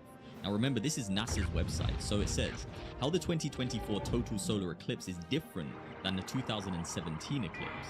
And it goes on to say on April the 8th, the moon's shadow will sweep across the United States as millions will view a total solar eclipse. For many, preparing for this event brings memories of the magnificent total solar eclipse on August the 21st, 2017. Now remember, many are looking at this event as a sign from the Most High. They are seeking after a sign. And we're going to talk about this very deeply in a future video. I'm going to go in depth about this entire situation. Today's video is focused on the eclipse, but in relation to CERN, which we will get to. But briefly, because the eclipse has relation to Nineveh, people are looking at this as a sign of repentance. But many false prophets have risen up and are using this as a sign to lead people to a false gospel. And we will talk about that in the future. Now back to this NASA article, it states, the total solar eclipse on August the 21st, 2017 was photographed by Madras, Oregon. The black circle in the middle is the moon. Surrounding it are white streams of light belonging to the sun's outer atmosphere, called the corona. Okay? In 2017, an estimated 215 million US adults viewed the solar eclipse either directly or electronically. They experienced the moon pass in front of the sun, blocking part of all our closest stars' bright face. Now NASA call the sun a star. The eclipse in 2024 could be even more exciting due to differences in the path, timing, and scientific research. Now here it gets a little more interesting. The path of totality, where viewers can see the moon totally block the sun, revealing the star's outer atmosphere, called the corona, is much wider during the upcoming total solar eclipse than it was during the eclipse in 2017. As the moon orbits Earth, its distance from our planet varies. During the 2017 total solar eclipse, the moon was a little bit farther away from the Earth than it will be during the upcoming total solar eclipse, causing the path of that eclipse to be a little skinnier. In 2017, the path ranged from about 62 to 71 miles wide. During the April eclipse, the path over North America will range between 108 and 122 miles wide, meaning at any given moment, this eclipse covers more ground. The 2024 eclipse path will also pass over more cities and densely populated areas than 2017's path did. This will make it easier for more people to see totality. An estimated 31.6 million people live in the path of totality this year, compared to 12 million in 2017. An additional 150 million people live within 200 miles of the path of totality. Now this is the cross of the 2017 path and the 2024 path, and many view this as a cross like a treasure map, you know? X marks the spot, that kind of thing. And like I said, we'll talk about that deeper in a future video. Now let's head over to CERN, and we're going to get to some spiritual edification in the word, but first let's go through this article. CERN to test the world's most powerful particle accelerator during April's solar eclipse to search for invisible matter that secretly powers our universe. Now we know who really holds the universe together. We know who really is the invisible God, Yahweh. He is the true Elohim, Yahweh. He is the one holding our universe together, holding reality together. Yet at CERN, they are trying to search for him in the physical. But at least they admit that he is the one who holds the universe together. But let's keep going. The world's largest and most powerful particle accelerator is set to smash protons together on April the 8th to search for invisible particles secretly powering our universe.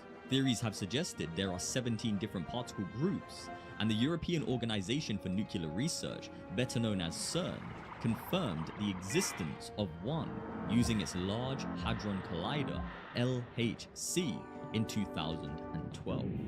Now, when this actually took place in 2012, this became a talking point for many conspiracies. But the truth is, a lot of these so-called conspiracies hold a lot of truth within them. And it states, now the team has restarted the LHC after 2-year hibernation with hopes of unraveling more mysteries, specifically dark matter.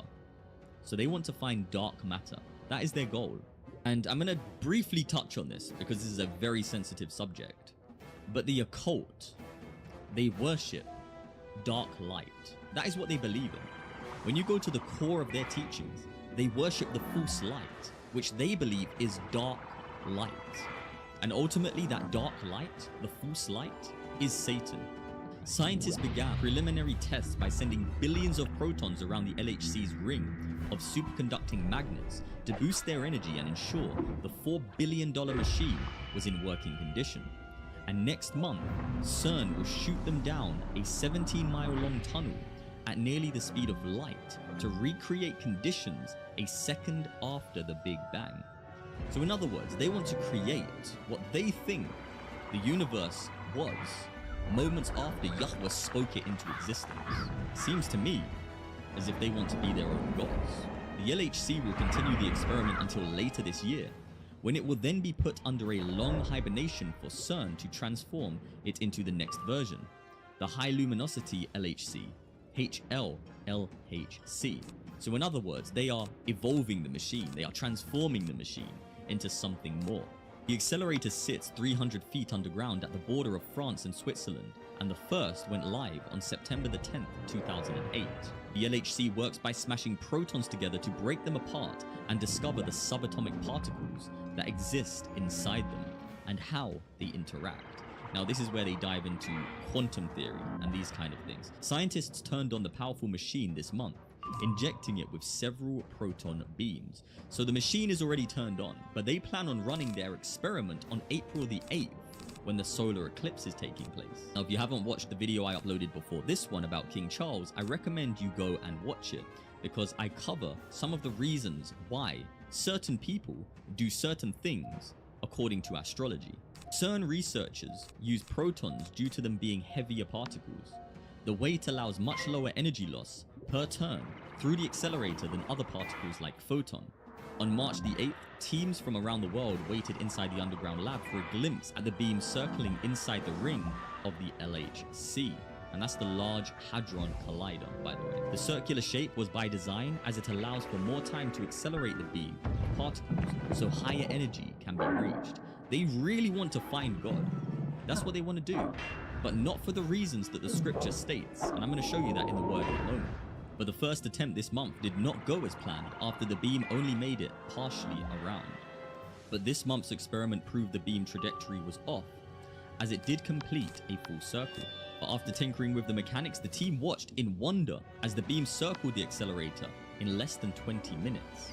At full power, trillions of protons will race around the LHC accelerator ring 11,245 times a second and travel just 7 miles per hour less than the speed of light. On April the 8th, here we go family, here we go. On April the 8th, the team will send the beams through the tunnel where they will collide. The team will be on the hunt for dark matter, which makes up around 28% of our massive universe, but it has never been seen or proven. So listen to this. They're making a claim here. Look at this big claim. The team will be on the hunt for dark matter, which makes up around 28% of our massive universe. That's a statement.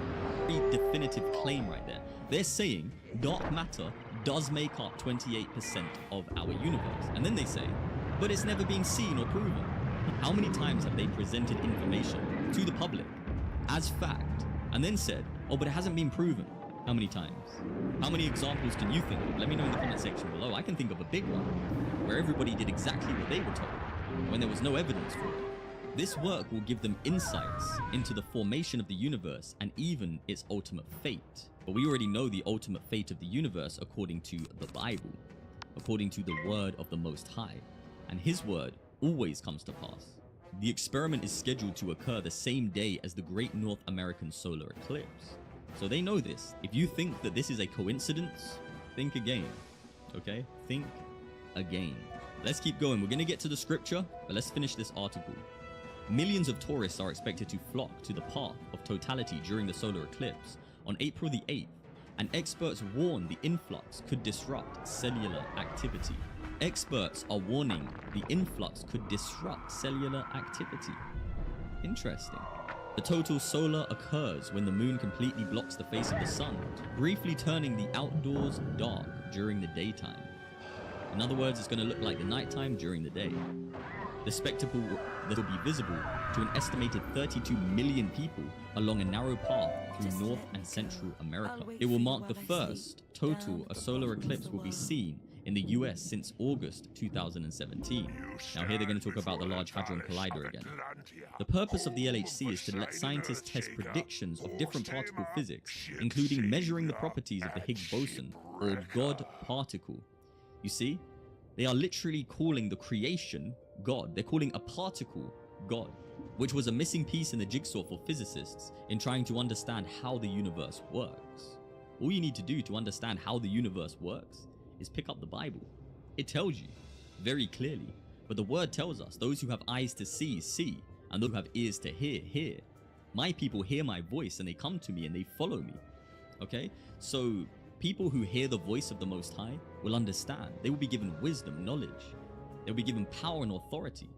But those who are outside the body, seeking to find God as a mass, as a physical entity, rather than the spiritual being that he is, they cannot understand heavenly things. Because when Christ speaks of earthly things, they don't understand. So how can they understand when he presents them heavenly things, spiritual matters? They can't. So they continually seek for something that they don't know. As particles passed through the field, they picked up mass, giving them size and shape and allowing them to form the atoms that make up you, everything around you and everything in the universe.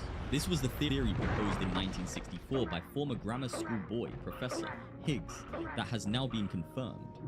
And while the particles near instantly decay during the LHC experiment, scientists found they left a footprint behind, revealing their existence. Now, the creator of the universe does not decay. Okay? He does not decay. He is the way, the truth, the life. He does not decay. So this particle that they found is not God. The LHC is typically used just 1 month each year, but has been shut down over long periods for upgrades. It was last turned off in 2022 amid Europe's energy crisis. Firing up the LHC is a complex process requiring everything to work like an orchestra.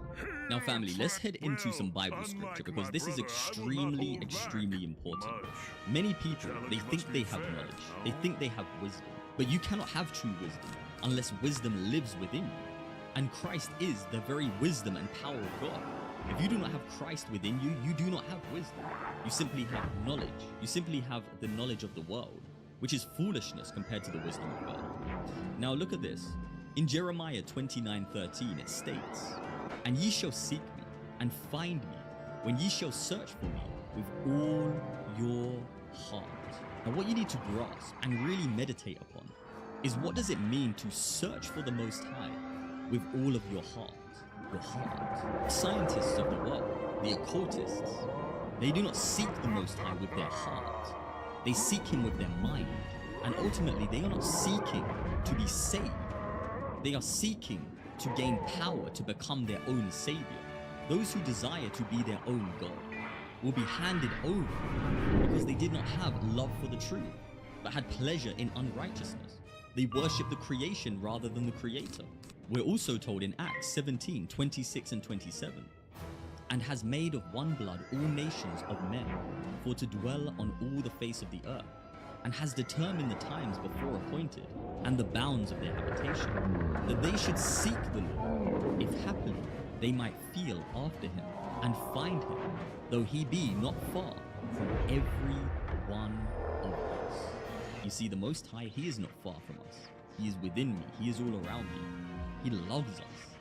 His love covers us. His grace, his peace, his wisdom, his understanding. We can pray and have communion with the Most High continually because of the blood of Christ. Because Christ came, he fulfilled the law. He died, his blood was shed, and he rose on the third day. And when you believe in him, you shall not perish but have everlasting life. Whoever believes on the Lord Jesus Christ shall not perish but have everlasting life. This is Yahushua HaMashiach, the Word who became flesh. And it states, "In the beginning was the Word, and the Word was with God, and the Word was God." How did the Most High create? By speaking creation into existence. Now the carnally minded, they imagine these things, instead of looking at the scripture from a spiritual lens, understanding the word of the Most High is living. You cannot seek for the Most High in a piece of wood. The wood is evidence of a creator, of course, because this wood comes from a tree that also has life, and that tree is part of the perfect order of the habitation of this earth. We are made in the very image of the Most High and have been given dominion in his mighty name. But that doesn't mean that you go and you start breaking down the physical universe, seeking for God inside mass. God is the one holding the universe together. But family, we are one body, all members of the same body, with all different roles. Whatever your strength is, use it for the glory of the Most High. And if you don't know what your strength is, pray about it. The Most High told us if we pray for wisdom, he will give it to us. He loves us. He wants to give you your gifts. He wants you to prosper. He wants you to be uplifted, strengthened, have knowledge and understanding. He wants you to work for his glory. We are saved unto good works. For you are saved by grace through faith, not of works. It is the gift of God, so no one can boast. But we are saved unto good works, meaning we should walk in these good things once we are saved. We shouldn't turn back to the world and partake in the evil of the world. There's a very thin line that many don't grasp, but we, the body of Christ, do, because of the Holy Spirit who lives within us. In Matthew 7:7 it states, "Ask, and it shall be given unto you. Seek, and ye shall find. Knock, and it shall be opened unto you."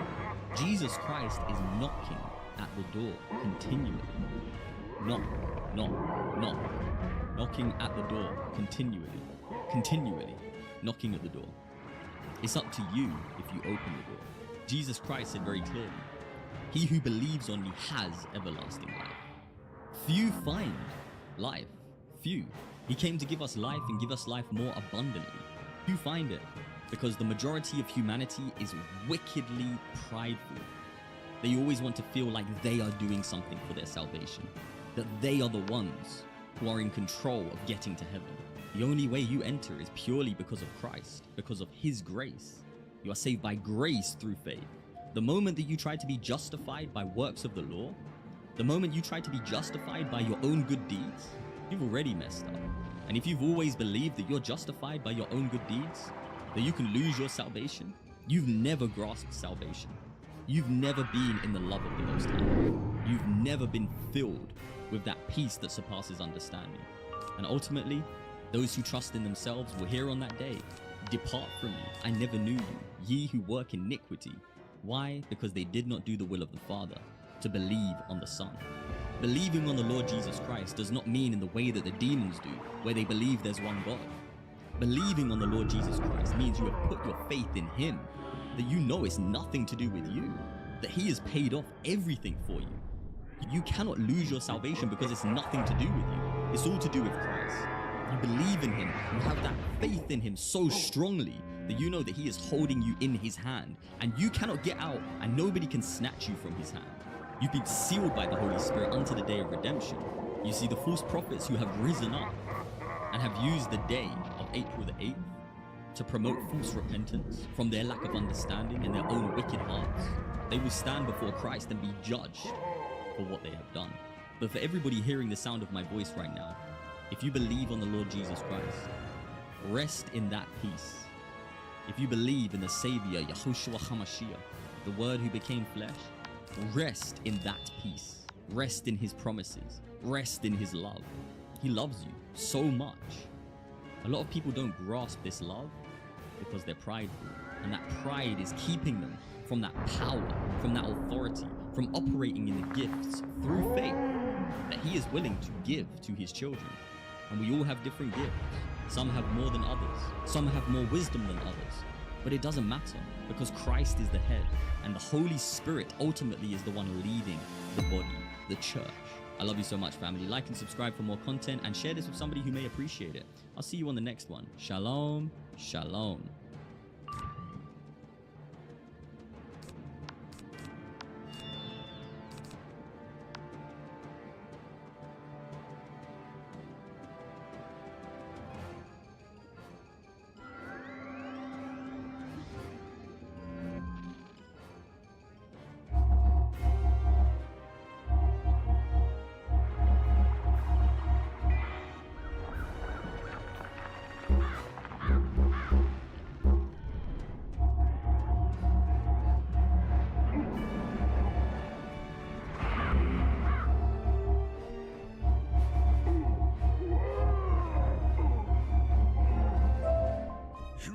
Passed the test. You were unmoved by the shaking earth, and you survived the darkest depths.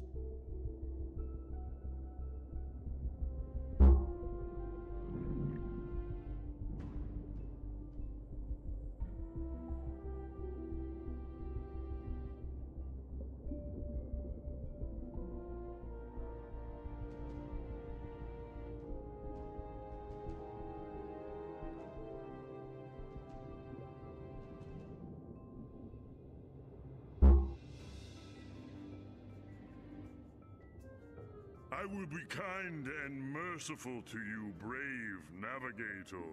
Return to wild Silenus and tell him to write a song to celebrate your name.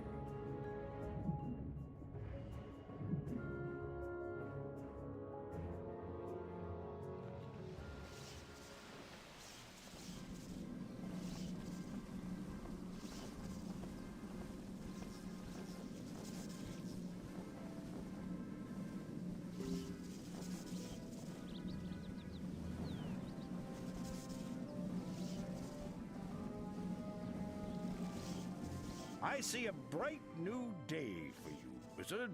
You have completed the second trial of the Immortal Games.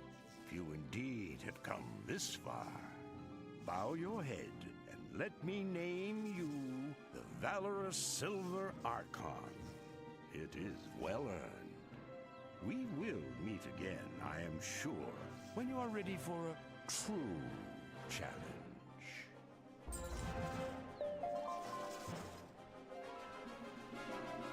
A rarefied invitation awaits you, young wizard. Come to me at once.